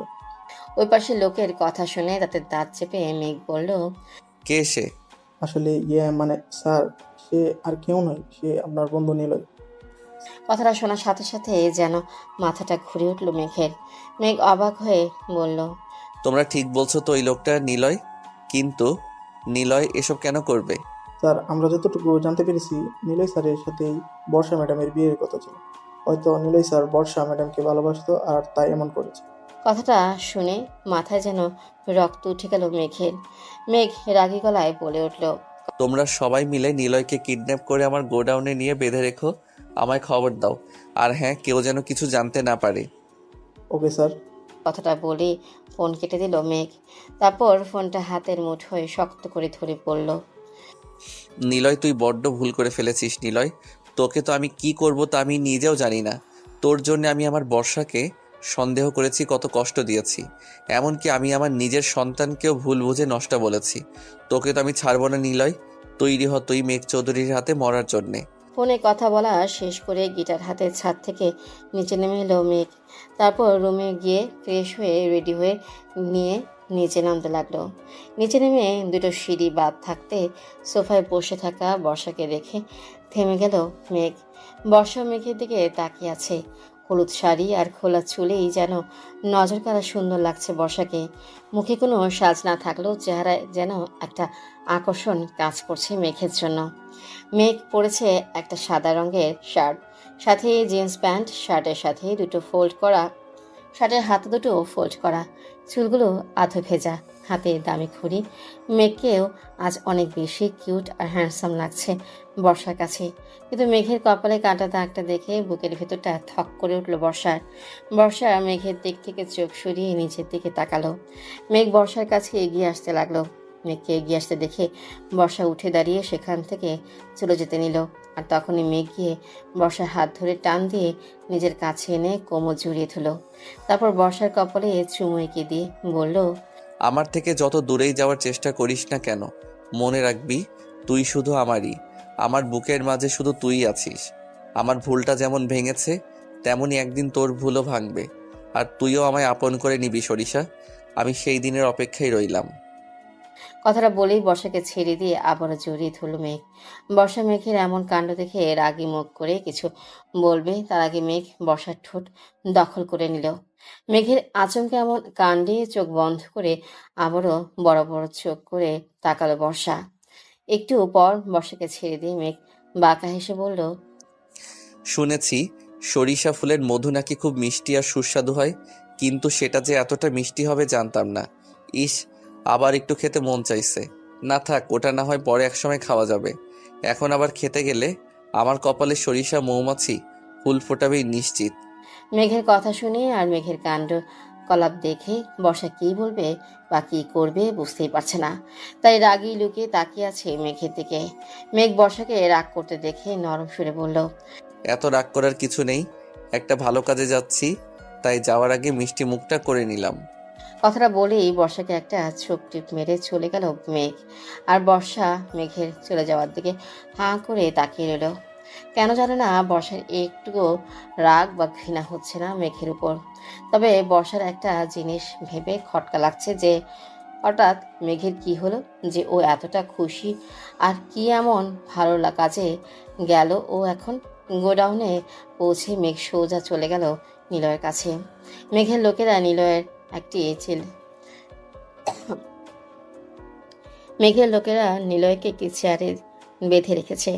মেঘকে দেখে নিলয় বলে উঠল, দোস্ত, আমায় বাঁচা। এই দেখ, এই লোকগুলো আমায় কিডন্যাপ করে এনেছে, বেঁধে রেখেছে।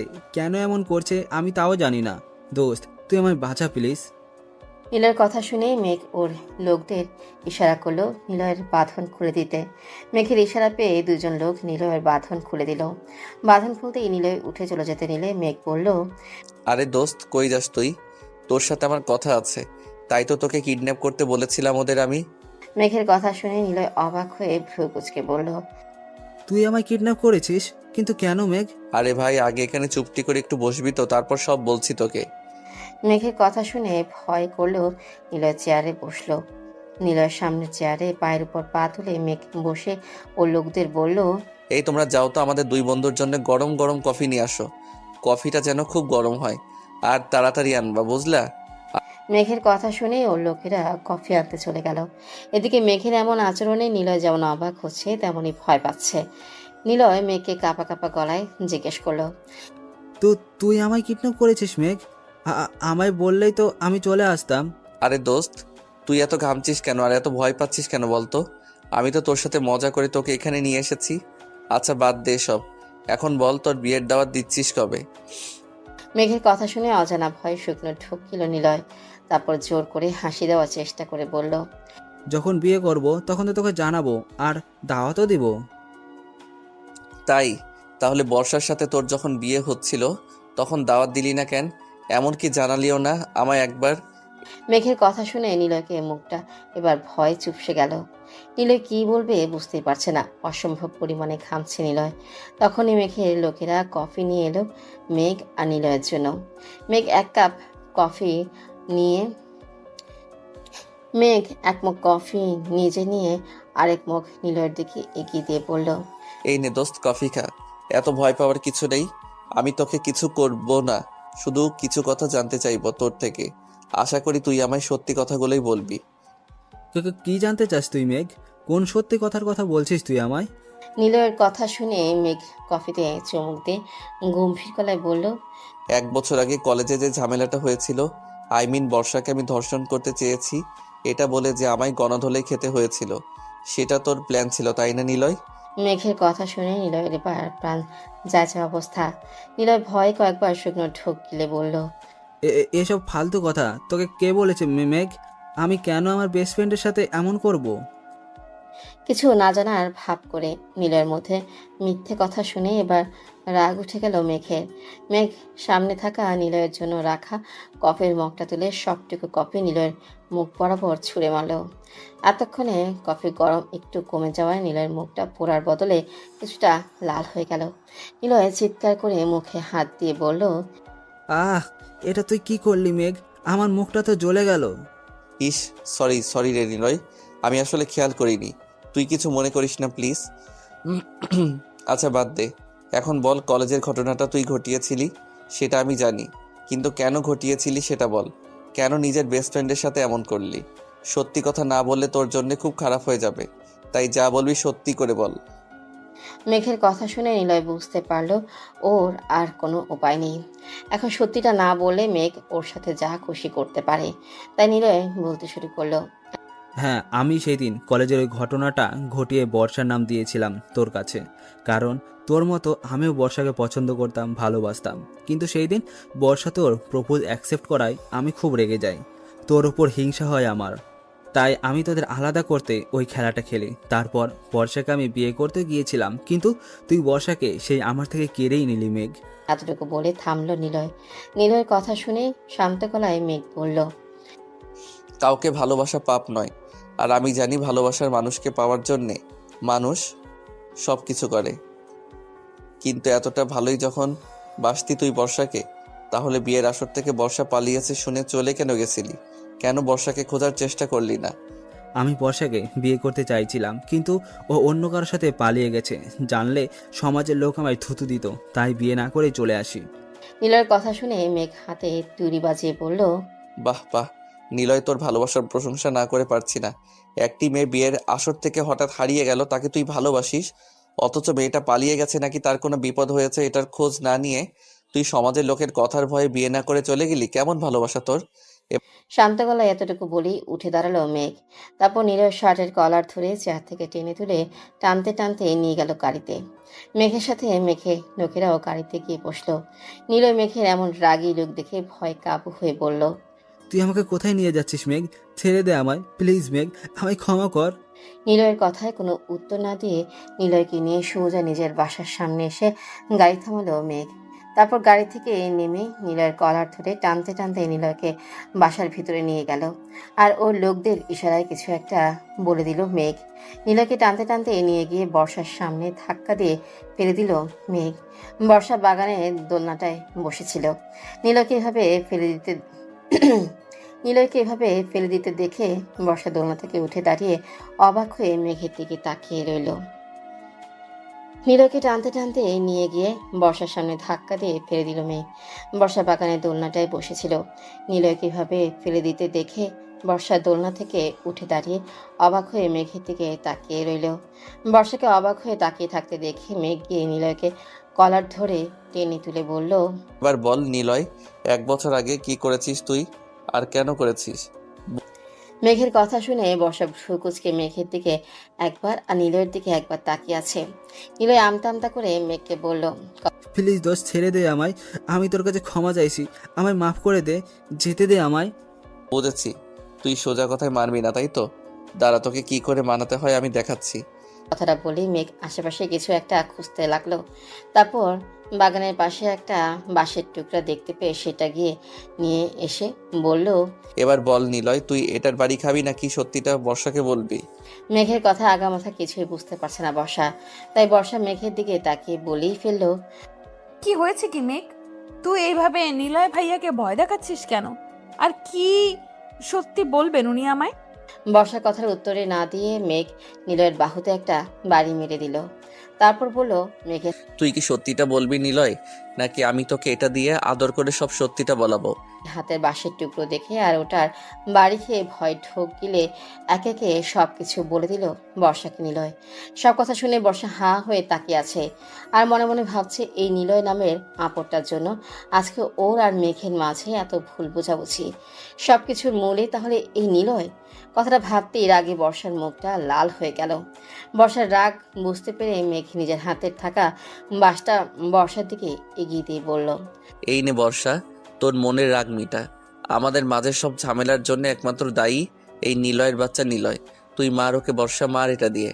মেঘের কথা শুনে শাড়ির আঁচলটা কোমরে বেঁধে মেঘের হাত থেকে বাঁশটা নিয়ে নিলয়কে এলো পাথারে পিটানো শুরু করলো বর্ষা। আর মেঘ নিলয়ের হাত দুটো ধরে রাখলো যেন নিলয় কিছু করতে না পারে। নিলয়কে পিটাচ্ছে আর বলছে বর্ষা। হারামি শয়তান রামছাগল বেটা কুমির, তোর জন্য আজকে আমার এই অবস্থা। সারা তোকে আমি আজকে মেরেই ফেলবো। বেটা হনুমান, আমায় ভালোবাসিস তুই তাই না? তোর ভালোবাসা আজকে আমি কেলিয়ে বের করব। এসব কথা বকছে আর ইচ্ছে মতো নিলয়কে বাঁশ দিয়ে ধুলাই করছে বর্ষা। এদিকে নিলয় সময় চিৎকার করে বর্ষাকে থামতে বলছে, মাফ চাইছে। সেদিকে বর্ষার কোনো হেলদোল নেই। বর্ষা কিছুক্ষণ পেটানোর পর বেশ কিছুক্ষণ পেটানোর পর বর্ষা ক্লান্ত হয়ে বাঁশটা ফেলে দোলনায় গিয়ে বসে পড়ল। তারপর বলল, দাঁড়া বেটা হাতির হবু জামাই অ্যানাকন্ডা, একটু জড়িয়ে নেই, তারপর তোরে আবার ধুলাই করব। এদিকে নিলয়ের হাল বেহাল, বেচারা মাটিতে বসে পড়েছে আর মেঘ পাশে দাঁড়িয়ে মুচকি মুচকি হাসছে। মেঘের আগে থেকে এই ধারণা আছে বর্ষার রাগ সম্পর্কে। কলেজে পড়াকালীন একটা বখাটে ছেলে বর্ষাকে দেখে শীষ বাজিয়ে বাজে কথা বলায় বর্ষা আচ্ছা মতো ধোলাই দিয়েছিল ছেলেটাকে। আর ছেলেটা কিছু বলতে পারেনি, কারণ বর্ষার সাথে মেঘ ছিল। তাই ইচ্ছে করে নিলয়কে নিজে না মেরে বর্ষার কাছে নিয়ে এসেছে মেঘ। একটু পর মেঘের লোকেরা পুলিশ নিয়ে এলো মেঘের বাসায়। মেঘ নিলয়কে পুলিশের হাতে তুলে দিয়ে কিছু টাকা দিয়ে নিলয়ের কঠোর শাস্তি দেওয়ার কথা বলে দিল, সাথে মানহানি আর ইফটিজিং করার মামলা করলো। পুলিশ নিলয়কে নিয়ে চলে গেল। নিলয়কে নিয়ে পুলিশ চলে গেলে মেঘও এসে বসার পাশে দোলনায় বসে পড়ল। অনেকদিন পর খুব ভালো একটা বিনোদন পেলাম। তোর সেই ডাকিনী রূপটা আবার দেখতে পেলাম। ইস, রাগলে তোকে কি দারুণ লাগে রে সরিষা। মেঘের কথা শুনে মেঘের দিকে মুচকি এসে তাকালো বর্ষা। তারপর দাঁতের দাঁত চেপে বলল, একটু জিরিয়ে নি, তারপর তোরে আবার ধুলাই করব। আমার ডাকিনী রূপটা সত্যি অনেক সুন্দর, তাই না রে কুম্ভপু? কিন্তু বিনোদনটা তো এখনো শেষ হয়নি, তবে এবার হবে। বর্ষার কথা শুনে ফুকুচকে তাকে মেঘ বলল, নিলয়কে তো পুলিশ নিয়ে গেল, তাহলে আর বিনোদন কি করে হবে? দাঁড়া দেখাচ্ছি কি করে হবে। কথাটা বলেই সেই বাঁশটা আবার হাতে তুলে নিল বর্ষা।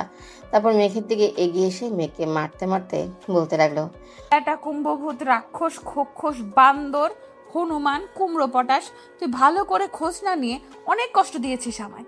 আজকে তোকে হারে হারে বোঝাবো সন্দেহ করার মজা কাকে বলে। দাঁড়া বলছি, দাঁড়া, কোথায় পালাচ্ছিস তুই বেটা ডাইনোসর? কথাগুলো বলছে আর মেঘের পিছু পিছু হাঁটতে হাঁটতে মেঘকে মারছে বর্ষা। বর্ষা হাতের মার খেয়ে মেঘ সমানে পিছাচ্ছে আর বলছে, আমার ভুল হয়ে গেছে বর্ষা, প্লিজ এবারের মতো মাফ করো। উফ, আমার লাগছে তো। আউস, ছেড়ে দে না আমায় প্লিজ বর্ষা, আমি না তোর স্বামী। কথাগুলো বলে পেছাতে পেছাতে সুইমিং পুলের কাছে গিয়ে ধপাত করে সুইমিং পুলে পা পিছলে পড়ে গেল মেঘ। মেঘকে পানিতে পড়তে দেখে বর্ষা হাসতে হাসতে বলল, বেশ হয়েছে, ভালো হয়েছে, থাক এবার তুই পানিতে। আমি তোকে একটু উপরে আসতে দিব না। উপরে উঠতে নিলেই এটার মায়ের খাবি। বর্ষার কথা শুনে মেঘ একবার পানিতে ডুবছে তো একবার উঠছে, এমন করছে আর বলছে, বর্ষা আমায় বাঁচা, আমি সাঁতার জানি না, আমি ডুবে যাচ্ছি, আমায় বাঁচা বর্ষা। মেঘের এমন অবস্থা দেখে বর্ষা হাত থেকে বাঁশের টুকরোটা পড়ে গেল। বর্ষা এতক্ষণ রেগে থাকলো, এখন সব রাগ চলে গিয়ে ভয় বাসা বাঁধলো বর্ষার মনে। মেঘকে ডুবে যেতে দেখে বর্ষা কিছু না ভেবেই সুইমিং পুলে ঝাঁপ দিল। কিন্তু সুইমিং পুলে ঝাঁপ দেওয়ার পর মেঘকে কি বাঁচাবে, উল্টো বর্ষাই ডুবে যেতে লাগলো। কারণ বর্ষা সাঁতার জানে না। বর্ষাকে ডুবে যেতে দেখে মেঘ দ্রুত সাঁতার কেটে বর্ষাকে পাড়ে তুলে কোলে করে উপরে উঠিয়ে আনলো। ততক্ষণে বর্ষা বেশ কয়েক ঢোক পানি খেয়েছে, তবে বর্ষার এখনো সেন্স আছে। সুইমিং পুল থেকে উপরে উঠেই মেঘ উত্তেজিত কণ্ঠে জিজ্ঞেস করলো, তোর কিছু হয়নি তো বর্ষা? তুই ঠিক আছিস তো? তুই কেন লাফ দিতে গেলি যখন সাঁতার জানিস না? এটা জেনেও কি দরকার ছিল তোর জলে লাফ দেওয়ার? কথাগুলো বলতেই মেঘের চোখ বেয়ে কয়েক ফোঁটা পানি গড়িয়ে পড়ল। বর্ষা কাশতে কাশতে উঠে বসে মেঘের দিকে তাকিয়ে বলল, তুই ডুবে যাচ্ছিলি তাই তো আমি ঝোপ দিলাম, কিন্তু তুই আমায় মিথ্যা বললি কেন যে তুই সাঁতার জানিস না? আমি তো তোর মায়ের হাত থেকে বাঁচার জন্য মজা করে বলেছি। আমি কি জানতাম আমার মজা করাটাকে তুই সিরিয়াসলি নিয়ে লাভ দিবি? তুই কি সারা জীবন মাথা মোটাই থেকে যাবি বর্ষা? তোর কি একবারও মনে হলো না যে আমি সাঁতার না জানলে কি আমার বাড়িতে সুইমিং পুল থাকতো? মেঘের কথা শুনে মাথা নিচু করে বর্ষা বলল, আমি তখন এতটা ভাবিনি। আমার শুধু মনে হয়েছে তুই ডুবে যাচ্ছিস, তোকে বাঁচাতে হবে আমার।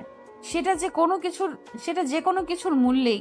তখন আমি ভুলে গেছিলাম আমি সাঁতার জানি না। বর্ষার কথা শুনে মেঘ বর্ষার কাছে বসে নরম সুরে বলল, আমার কিছু হলে তোর কি বর্ষা? আমি না তোকে সন্দেহ করে কত কষ্ট দিয়েছি, কত বাজে কথা বলেছি, তবুও আমায় ডুবে যেতে দেখে তুই কেন আমায় বাঁচাতে গেলি নিজের জীবনের কথা না ভেবে? আমি মরলে তোর তাতে কি? মেঘের কথা শুনে বর্ষা কোনো উত্তর না দিয়ে উঠে দাঁড়ালো। তারপর নিজের দিকে তাকে আবারও গুটিসুটি মেরে বসে গেল বর্ষা। কারণ বর্ষার গায়ে হলুদ রঙের শাড়িটা পানিতে ভিজে একদম লেপটে গেছে বর্ষার শরীরের সাথে। বর্ষার ব্যাপারটা বুঝতে পেরে বর্ষাকে কোলে তুলে নিল মেঘ। তারপর ওকে কোলে নিয়ে সোজা চলে গেল নিজের রুমে গিয়ে ওয়াশরুমের সামনে বর্ষাকে নামিয়ে দিল মেঘ। তারপর অন্যদিকে ঘুরে দাঁড়িয়ে বলল, তুই ফ্রেশ হয়ে তাড়াতাড়ি কাপড় পাল্টে নে, নইলে অসুস্থ হয়ে পড়বি। আমি অন্য ওয়াশরুম থেকে ফ্রেশ হয়ে আসছি। কথাটা বলে এই রুম থেকে বেরিয়ে গেল মেঘ। বর্ষা মেঘে চলে যাওয়ার দিকে তাকিয়ে রইল। তারপর আলমারি থেকে কাপড় নিয়ে ওয়াশরুমে চলে গেল ফ্রেশ হতে। বিকেলে একা একা ছাদে দাঁড়িয়ে আছে বর্ষা। আজ অনেকদিন পর নিজেকে কেমন মুক্ত পাখির মতো মনে হচ্ছে বর্ষার। মনের মাঝে অজানা একটা ভালো লাগা কাজ করছে বর্ষার। খুব সুন্দর বাতাস বইছে চারিদিকে। বাতাসে বর্ষার খোলা চুলগুলো উড়ছে, সাথে উড়ছে বর্ষার ওনার আঁচলটাও। আনমনে নীল আকাশের দিকে তাকিয়ে আছে বর্ষা। তখনই বর্ষার পাশে এসে দাঁড়ালো মেঘ। মেঘের দৃষ্টিও আকাশের দিকে। বেশ কিছুক্ষণ সবকিছু নীরবতায় ভরা রইল। হঠাৎ নীরবতা ভেঙে মেঘ আকাশের দিকে তাকিয়ে থেকেই বলে উঠল, আমাকে কি আর একটা সুযোগ দেওয়া যায় না বর্ষা? শেষবারের মতো আর একটিবার কি আমায় ক্ষমা করে আপন করে নেওয়া যায় না বল? আমি যে আর পারছি না তোর থেকে দূরে থাকতে। তোকে যতটা কষ্ট দিয়েছি তার চাইতে অনেক বেশি অনুতপ্ত হয়েছি আমি। প্লিজ বর্ষা, আর একটিবার ক্ষমা করে দে না আমায়। মেঘের কথাগুলো শুনে কোনো উত্তর না দিয়ে সেখান থেকে চলে যেতে নিল বর্ষা। তখনই খপ করে বর্ষার হাতটা ধরে ফেলল মেঘ। তারপর বর্ষার সামনে হাঁটু গেড়ে বসে বর্ষাকে নিজের দিকে ঘুরিয়ে বর্ষার হাতের মধ্যে একটা ধারালো ছুরি দিয়ে বলতে লাগলো, তুই যদি আমায় এখনো ক্ষমা না করিস তাহলে ছুরিটা দিয়ে আমায় এখানে শেষ করে দিয়ে যা বর্ষা। আমি আর পারছি না এভাবে বেঁচে থাকতে। সবসময় নিজের ভুলের কারণে ভিতরে ভিতরে শেষ হয়ে যাচ্ছি আমি। এইভাবে প্রতিদিন একটু একটু করে মরে যাওয়ার চাইতে একেবারে তুই মেরে ফেল আমায়। আর না হলে আমায় ক্ষমা করে আপন করে নে বর্ষা। তবুও প্লিজ তুই এভাবে আমার থেকে আর দূরে সরে থাকিস না। মেঘের কথা শুনে রাগে বর্ষার চোখ মুখ লাল বর্ণ ধারণ করলো। বর্ষার হাতে ছুরিটাকে শক্ত করে ধরে উপরের দিকে তুলে ধরলো, তারপর দূরে ছুঁড়ে ফেলে দিল। ছুরিটা ফেলে দিয়ে মেঘের সামনে মেঘের মতো হাঁটু গেড়ে বসলো বর্ষা। তারপর বলল, ক্ষমা করতে পারি, আমার কিছু শর্ত আছে। সেই শর্তগুলো পূরণ করলে তবেই তোকে আমি ক্ষমা করব। বল মেঘ, তুই রাজি তো? বর্ষার কথা শুনে খুশিতে গদগদ হয়ে বলল মেঘ, আমি রাজি বর্ষা, আমি তোর সব শর্তে রাজি আছি। তবুও তুই আমায় ক্ষমা করে দে প্লিজ। আরে আরে, আগে শুনবি তো আমার শর্তগুলো কি কি। আমার প্রথম শর্ত হলো আজকে তোকে প্রমিস করতে হবে আর কোনো দিন কখনো সঠিক না জেনে আমি বা অন্য কাউকে সন্দেহ করে কষ্ট দিবি না। আমার দ্বিতীয় শর্ত, আমাকে সাঁতার শেখাতে হবে। আমি সাঁতার জানি না, তাই আমার তৃতীয় শর্ত, প্রতিদিন বিকেলে ছাদে আমার সাথে বসে আমায় নিজ হাতে কফি করে খাওয়াতে হবে, সাথে গিটার বাজিয়ে গান শোনাতে হবে, আর সেই গানটা শুধু আমার জন্যই গাইতে হবে। আমার চতুর্থ শর্ত হলো, তুই আর আমি এখন যেমন আলাদা রুমে থাকি সবসময় এমনই থাকবো, তুই আমার কাছে আসতে পারবি না। বল রাজি? বর্ষার মুখে দুষ্টুমি হাসি। মেঘ বেচারা মনে হচ্ছে এখন কান্না করে দিবে, মুখটা এমন বানিয়ে আছে। বর্ষার শর্তগুলো শুনে উঠে দাঁড়ালো মেঘ। মেঘের সাথে বর্ষা উঠে দাঁড়ালো। মেঘ মুখটাকে ইনোসেন্ট বানিয়ে বলল, সবই ঠিক আছে, কিন্তু আমি চতুর্থ শর্তটা মানতে পারবো না। আমি তোকে জড়িয়ে ধরে ঘুমাতে চাই, প্রতিটা রাত তোকে বুকে জড়িয়ে স্বপ্নের ভেলায় ভাসতে চাই, আমার ছোট সোনাটার সাথে কথা বলতে চাই। প্লিজ বর্ষা, এই শর্তটা বাদ দে, আমি আর তোকে ছাড়া আলাদা থাকতে পারবো না। মেঘের কথা শুনে বর্ষা ভাব নিয়ে বলল, ঠিক আছে ঠিক আছে, সে পরে দেখা যাবে, এখন যা আমার জন্য এক মগ কফি বানিয়ে নিয়ে আয়। আর হ্যাঁ, কফিটা যদি খেতে পচা হয় না তাহলে কিন্তু সব মাফ করা বাতিল করে দিব। বর্ষার কথা শুনে মেঘ অসহায় মুখ করে বলল, কিন্তু আমি তো কফি বানাতে পারি না রে সরিষা, তুই আমায় আজকে বানিয়ে শিখিয়ে দে, কাল থেকে না হয় আমি বানাবো। না না না, সেটা তো হবে না। ওকে ঠিক আছে, তাহলে তুই হার মেনে নে, আমি বরং তোকে আর ক্ষমা করব না। এই না না, প্লিজ এমন বলিস না। আচ্ছা আমি যাচ্ছি, কফি যে করেই হোক বানিয়ে আনছি মহারানীর জন্যে, কিন্তু আমারও একটা শর্ত আছে। তুই এখন আমার রুমে গিয়ে আলমারিতে দেখবি একটা প্যাকেট রাখা আছে, প্যাকেটে যা আছে সেটা সুন্দর করে পরে হালকা সাজগোজ করে ছাদে আসবি, ততক্ষণে আমি কফি বানিয়ে নিব। কফি বানাতে 5 মিনিট সময় লাগে, এই এতটুকু সময় আমি কি করে সাজবো? তোকে কে বললো 5 মিনিটে সাজতে? তোর যত টাইম লাগে নেই, তবু আমি তোকে আমার অপসরী রূপে দেখতে চাই। এখন কথা না বলে যা তো। কথাটা বলেই বর্ষাকে নিয়েই নিচে নেমে এলো মেঘ। বর্ষা মেঘের রুমে গিয়ে আলমারি খুলে প্যাকেটটা বের করে ওটা খুলে দেখলো।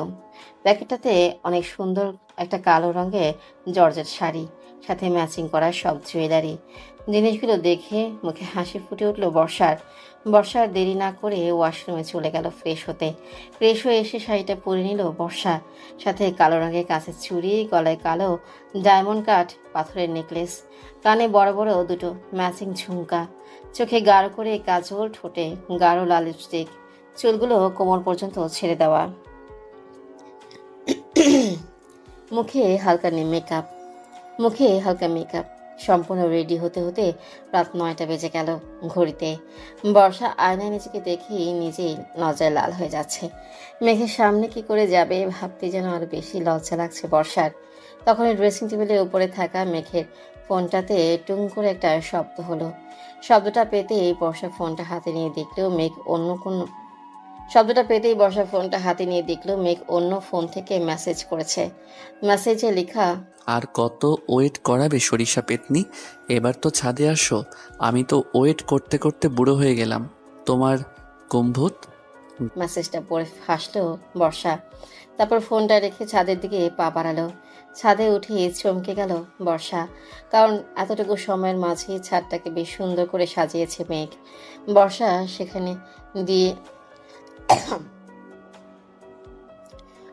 যেখান দিয়ে হেঁটে যাবে সেই জায়গায় গোলাপ ফুলের পাপড়ি বিছিয়ে রাখা।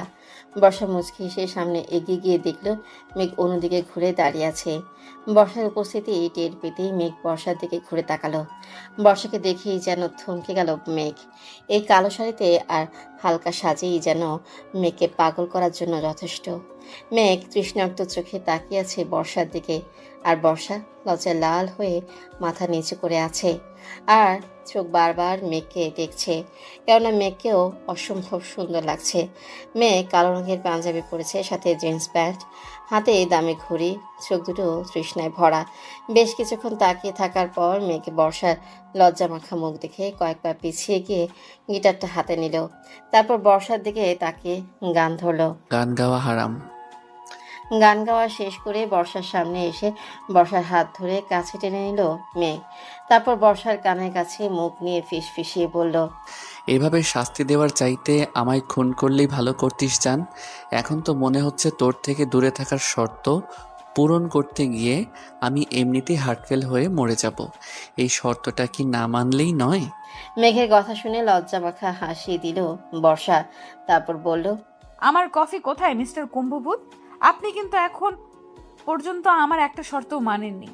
বর্ষার কথা শুনে দীর্ঘশ্বাস ফেলে বর্ষাকে ছেড়ে মেঘ বলল, যথা আজ্ঞা মেরি শাহজাদি, আপনি এখানে বসুন, আমি আপনার কফির সাথে ডিনারেরও আয়োজন করেছি। বর্ষার কথা শুনে বর্ষা ছাদের মাঝখানে অনেক সুন্দর করে সাজানো টেবিল চেয়ার দেখতে পেল। পুরো টেবিলের উপরে ফুলের পাপড়ি বিছানো। বর্ষা গিয়ে একটা চেয়ারে টেনে বসে পড়ল। বর্ষার সামনাসামনি মেঘ বসে দুজন মিলে নানা রকম গল্প করতে করতে ডিনারে শেষ করলো। তারপর দুজন রাত প্রায় 2টা পর্যন্ত ছাদের আলোতে গল্প করে কাটিয়ে দিল। আজ যেন ওদের মাঝে নেই কোনো রাগ, নেই কোনো ভুল বোঝাবুঝি, শুধু ভালোবাসাটাই কাজ করছে আজ। দুজন পবিত্র ভালোবাসার মানুষের আজ যেন এক হওয়ার দিন। বর্ষা ছাদের রেলিং ধরে দাঁড়িয়ে চাঁদের দিকে তাকিয়ে বলল, আজকের চাঁদটা কত সুন্দর, তাই না? বর্ষার কথার উত্তরে মেঘ এসে বর্ষাকে পেছন থেকে জড়িয়ে ধরে বর্ষার চুলে মুখ গুজে বলল, আমার এই চাঁদের চাইতে সুন্দর নয় আকাশের ওই চাঁদ? মেঘের ছোঁয়ায় কেঁপে উঠল বর্ষা। মেঘ বর্ষাকে নিজের দিকে ঘুরিয়ে কোলে তুলে নিল। তারপর বর্ষার গালে চুমু এঁকে দিয়ে বলল, ঘুম পাইনি আজ আমার এই চাঁদটার। চল, আমি তোকে আজ ঘুম পাড়িয়ে দিব আমার সব ভালোবাসা দিয়ে। বর্ষা কিছু না বলে মেঘের বুকে মুখ লুকালো। মেঘ বর্ষাকে কোলে নিয়ে নিজের রুমে চলে গেল। সকালে মেঘের আগে ঘুম ভাঙলো বর্ষার। বর্ষা চোখ মেলে তাকিয়ে দেখলো ও মেঘের বুকে আষ্টে পৃষ্ঠে জড়িয়ে আছে। মেঘের ঘুমন্ত মুখটা কি মায়াবী লাগছে দেখতে। বর্ষার কি হলো, বর্ষা টুক করে একটা চুমু এঁকে দিল মেঘের গালে। মেঘ হালকা নড়ে উঠতেই বর্ষা তাড়াতাড়ি উঠে ওয়াশরুমে চলে গেল ফ্রেশ হতে। 7 দিন পর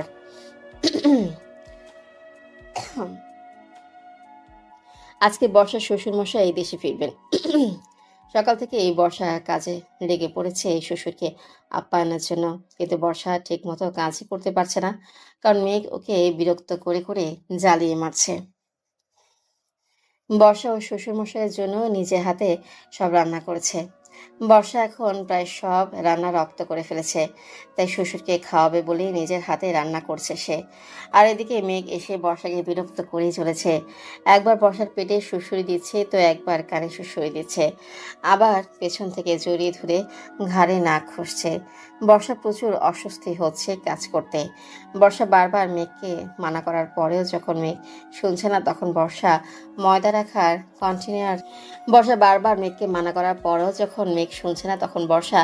ময়দা রাখার কন্টেনার নিয়ে সুযোগ বুঝে মেঘের মাথায় উপর ঠেলে দিল।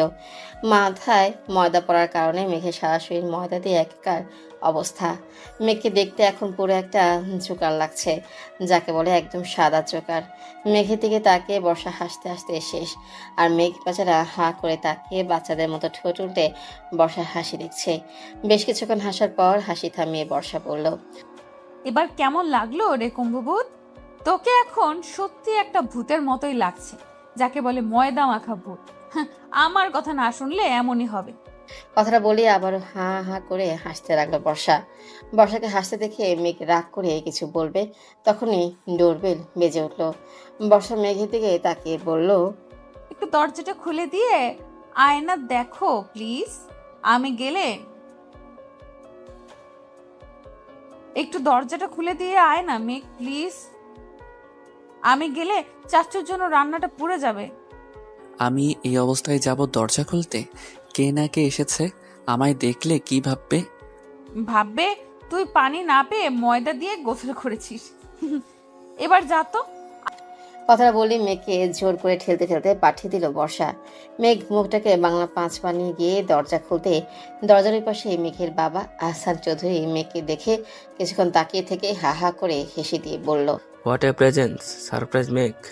তোমার কি দারুণ দেখতে লাগছে। নিশ্চয়ই এটা বর্ষা মামনের কাজ, তাই না? হা হা হা। আহসান চৌধুরীর কথা শুনে মেঘ ঠোঁট উল্টে অসহায় গলায় বলল, আব্বু, তুমিও আমায় নিয়ে মজা করছো? এটা কিন্তু একদমই ঠিক হচ্ছে না। আর তোমার না বিকেলে আসার কথা? আমি তো তোমায় এয়ারপোর্টে রিসিভ করতে যেতাম, তাহলে এখন যে? মেঘের কথার উত্তরে আহসান চৌধুরী কিছু বলবে তার আগে বর্ষা এসে বলে উঠল, আরে চাচ্চু, তুমি এসে গেছো? আসো আসো, ভেতরে আসো। এখনো বাইরে দাঁড়িয়ে আছো কেন তুমি? বর্ষা মা, কেমন আছিস তুই? আর এত তাড়াহুড়া করে হাঁটাচলা করছিস কেন? কথাটা বলতে বলতে বাসার ভেতরে ঢুকে সোফায় গিয়ে বসলো মেঘের বাবা।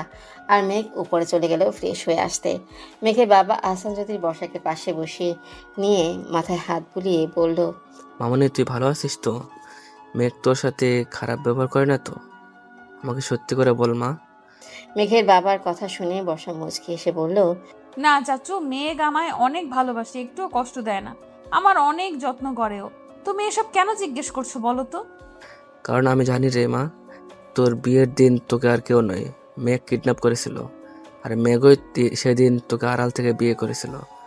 বিদেশ যাওয়ার আগে আমার ভয় ছিল তোকে নিয়ে, যে মেঘ যদি তোকে কোনো কষ্ট দেয়। তাই আমি প্রতিদিন মেঘকে কল দিতাম আমি তোর খবর নিতে। কিন্তু সব সময় মেঘ বলতো ও তোর পাশে নেই বা তুই ঘুমোচ্ছিস, তাই আর কথা বলা হতো না। তুমি একদম চিন্তা করো না চাচ্চু, মেঘ আমায় একটুও কষ্ট দেয়নি, বরং সবসময় আমার খেয়াল রেখেছে। ও শুধু আমার স্বামীই নয়, ও আমার বন্ধুও। এমন ভাগ্য কয়জনের হয় বলো চাচ্চু, ও যে স্বামী নিজের বন্ধুর মতো হয়। বর্ষার কথা শুনে আহসান চৌধুরী বর্ষার মাথায় হাত বুলিয়ে বললেন, দেখে নিস মা, তুই অনেক সুখী হবি। আমার দোয়া সব সময় তোর সাথে থাকবে। তবে আমি কিন্তু তোর উপর একটু রেগে আছি। এ মা, তুমি আবার রেগে আছো কেন চাচ্চু? আমি আবার কি করলাম? আমার অপরাধ কি? এই যে তুই আমায় এখনো চাচ্চু বলে ডাকিস। আরে আমি চাচ্চুর পর এখন তোর শ্বশুর মশাই, তাই আমায় তুই আব্বু বলে ডাকবি, বুঝলি মামনি? আহসান চৌধুরীর কথা শুনে মুচকি হাসলো বর্ষা। তারপর বলল, তাদের ওকে আমার আব্বু জান, তাই হবে। দুজনেই হেসে দিল। বিদেশ থেকে আসার সময়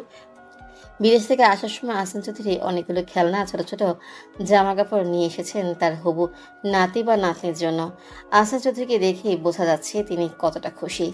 বিকেলে ছাদে দাঁড়িয়ে আছে বর্ষা একটা কলা পাতা রঙের শাড়ি পরেছে, সাথে হাতে ম্যাচিং চুড়ি, কানে ছোট ছোট দুটো ঝুমকা, গলায় সোনার লকেটওয়ালা চিকন চেইন, চোখে গাঢ় কাজল, ঠোঁটে হালকা লিপস্টিক, চুলগুলো আর শাড়ি আঁচলটা বাতাসে উঠছে আপন মনে।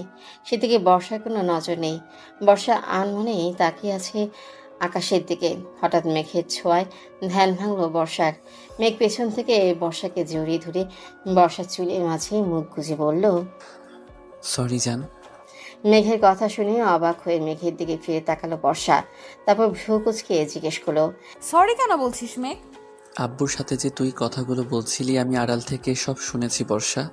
আমি তোকে এতটা কষ্ট দেওয়ার পরেও তুই আমার বিষয়ে আব্বুকে কিছুই বলিসনি, বরং সবসময় আমার সম্পর্কে ভালো বলে গেলি।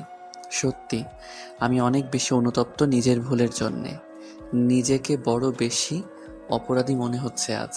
মেঘের কথা শুনে মুচকি হেসে মেঘের গলা জড়িয়ে ধরল বর্ষা।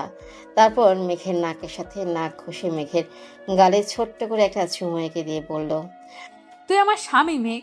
তোকে অন্যের সামনে ছোট করা মানে নিজেকে ছোট করা। তোকে কারোর সামনে খারাপ প্রমাণ করা মানে নিজের সম্মান নষ্ট করা। আর তাছাড়া তুই নিজের ভুল বুঝতে পেরে অনুতপ্ত হয়েছিস। আমার আর তোর উপর কোনো রাগ নেই, কোনো অভিযোগও নেই। আমি শুধু তোর এই জীবনের সাথী নই, আমি তোর অর্ধাঙ্গিনী, তোর স্ত্রী। মৃত্যুর পরও আমি তোকে চাই, ভালোবাসি তোকে, আমি অনেক বেশি ভালোবাসি। তুই আমার ছোট সোনামণির বাবা। তোকে অন্যের সামনে নিচু করলে যে আমার সন্তানের সামনে আমি দাঁড়াতে পারবো না। আমাদের একটা অনেক সুখী পরিবার হবে, দেখে নিস মেঘ। তাই অতীতের কথা ভেবে আর কষ্ট না পেয়ে বর্তমানকে নিয়ে ভাব। বর্ষার কথা শুনে হাঁটু গেড়ে নিচে বসে পড়ল মেঘ। তারপর বর্ষার কোমর জড়িয়ে ধরে দুফোঁটা চোখের জল ফেলে বলল, আমি সত্যি অনেক ভাগ্যবান রে বর্ষা, তাই তোর মতো একজন জীবন সাথী পেয়েছি। আমি তোকে আর কোনো দিন কষ্ট পেতে দিব না। সারা জীবন আমার বুকের সব ভালোবাসা দিয়ে আমি আগলে রাখবো তোকে। আমার ভালোবাসায় রাঙিয়ে দিব আমি তোর জীবন। কষ্টের ছায়াও কখনো আমি পড়তে দিব না তোর জীবনে। সবচাইতে সেরা স্বামী হয়ে আমি দেখিয়ে দিব তোকে। এটা আমার প্রমিস বর্ষা, আমার প্রমিস এটা। মেঘের কথাগুলো শুনে বর্ষা হেসে দিয়ে মেঘকে দাঁড়াতে বলল, ছি ছি মেঘ, তুই তো দেখছি আমার আর আমার ছেলের মাথা একদম নিচু করে দিলি। এত বড় একটা ঢিঙ্গি ছেলে হয়ে এমন ছাগলের মতো ভ্যা ভ্যা করে কাঁদছিস। আমার ছেলে তো পেটের ভেতর থেকে বলছে ওর বাবা একটা ছাগল, ছাগলের মতো কাঁদছে। বর্ষার কথা শুনে মুচকি এসে বর্ষাকে শক্ত করে বুকের মাঝে জড়িয়ে ধরল মেঘ। তারপর বলল, আই লাভ ইউ জান। অপারেশন থিয়েটারের বাইরে বসে আছে মেঘ, আহসান চৌধুরী আর বর্ষার বাবা মা। সবার চোখের পানি, সবার আল্লাহর কাছে দোয়া করে চলেছে বর্ষা আর ওর বাচ্চার সুস্থতার জন্য। কারণ একটু আগে বর্ষাকে অপারেশন থিয়েটারে নিয়ে যাওয়া হয়েছে। বর্ষার বেবি হওয়ার পেইন হয়নি, কিন্তু হঠাৎ করে খিঁচুনি উঠেছিল বর্ষার। ডাক্তার জানিয়েছেন বর্ষার অবস্থা খুব একটা ভালো নয়। মেঘ প্রায় পাগল হয়ে গেছে বর্ষার জন্য। পাগলের মতো বসে বসে কান্না করছে ও, আর দেয়ালে বারবার হাত দিয়ে আঘাত করছে। হাতের বেশ কিছু জায়গায় ছিলে গেছে মেঘের। প্রায় 2 ঘন্টা অপারেশনের পর বাচ্চার কান্না ভেসে এলো অপারেশন থিয়েটার থেকে। সকলের মুখে হাসি ফুটে উঠল। মেঘ এখনো শান্ত হতে পারেনি। মেঘের চিন্তা বর্ষা ঠিক আছে কিনা। একটু পর কাপড় দিয়ে মোড়ানো ছোট্ট রাজকন্যাকে কোলে নিয়ে অপারেশন থিয়েটারের থেকে বেরিয়ে এলো একজন নার্স। তারপর বলল, বর্ষা চৌধুরীর স্বামীকে এখানে। সবাই মেঘকে দেখিয়ে দিল। নার্সটা বাচ্চাটাকে নিয়ে মেঘের কাছে এগিয়ে গিয়ে বলল, স্যার, এই নিন আপনার মেয়ে, দেখুন কি মিষ্টি দেখতে হয়েছে ওকে। নার্সের কথা গুরুত্ব না দিয়ে বাচ্চাটাকে কোলে না নিয়ে মেঘ উত্তেজিত হয়ে বলে উঠল, বর্ষা কেমন আছে সিস্টার? আমার ওয়াইফ, আমার স্ত্রী বর্ষা, ও সুস্থ আছে তো? মেঘের কথা শুনে অবাক হয়ে গেল নার্স। কারণ মেঘ এখনো একবারের জন্য নিজের মেয়ের দিকে তাকায়নি, বরং ওর নজর এখনো অপারেশন থিয়েটারের দিকে। আর ও মেয়ের বদলে স্ত্রীকে নিয়ে ভাবছে। নার্সটা কিছুক্ষণ অবাক চোখে তাকিয়ে থেকে মুচকি এসে বলল, স্যার, আপনার ওয়াইফ একদম সুস্থ আছেন। ওনাকে একটু পরই বেড়ে দেওয়া হবে, তখন দেখা করতে পারবেন। এবার তো অন্তত নিজের রাজকন্যার কথা ভাবুন। দেখুন আপনার মেয়ে কি মিষ্টি দেখতে হয়েছে। নার্সের কথা শুনে যেন দেহে প্রাণ ফিরে পেল মেঘ। নার্সের কোল থেকে মেয়েকে কোলে নিয়ে মন ভরে দেখে কপালে চুমু এঁকে দিল। সবাই মেয়েকে কোলে নিয়ে আদর করতে লাগলো। একটু পর বর্ষাকে বেডে দেওয়া হলো। মেঘ মেয়েকে শাশুড়ির কোলে দিয়ে বর্ষার কাছে চলে গেল। বর্ষা চোখ বন্ধ করে বেডে শুয়ে আছে। মেঘ গিয়ে বর্ষার কপালে চুমু দিয়ে বর্ষার হাত নিজের 2 হাতে মুষ্টিবদ্ধ করে ধরে হাতে চুমু দিয়ে বলল, কতটা ভয় পেয়েছিলাম জানিস তুই বর্ষা? কেন এমন করিস?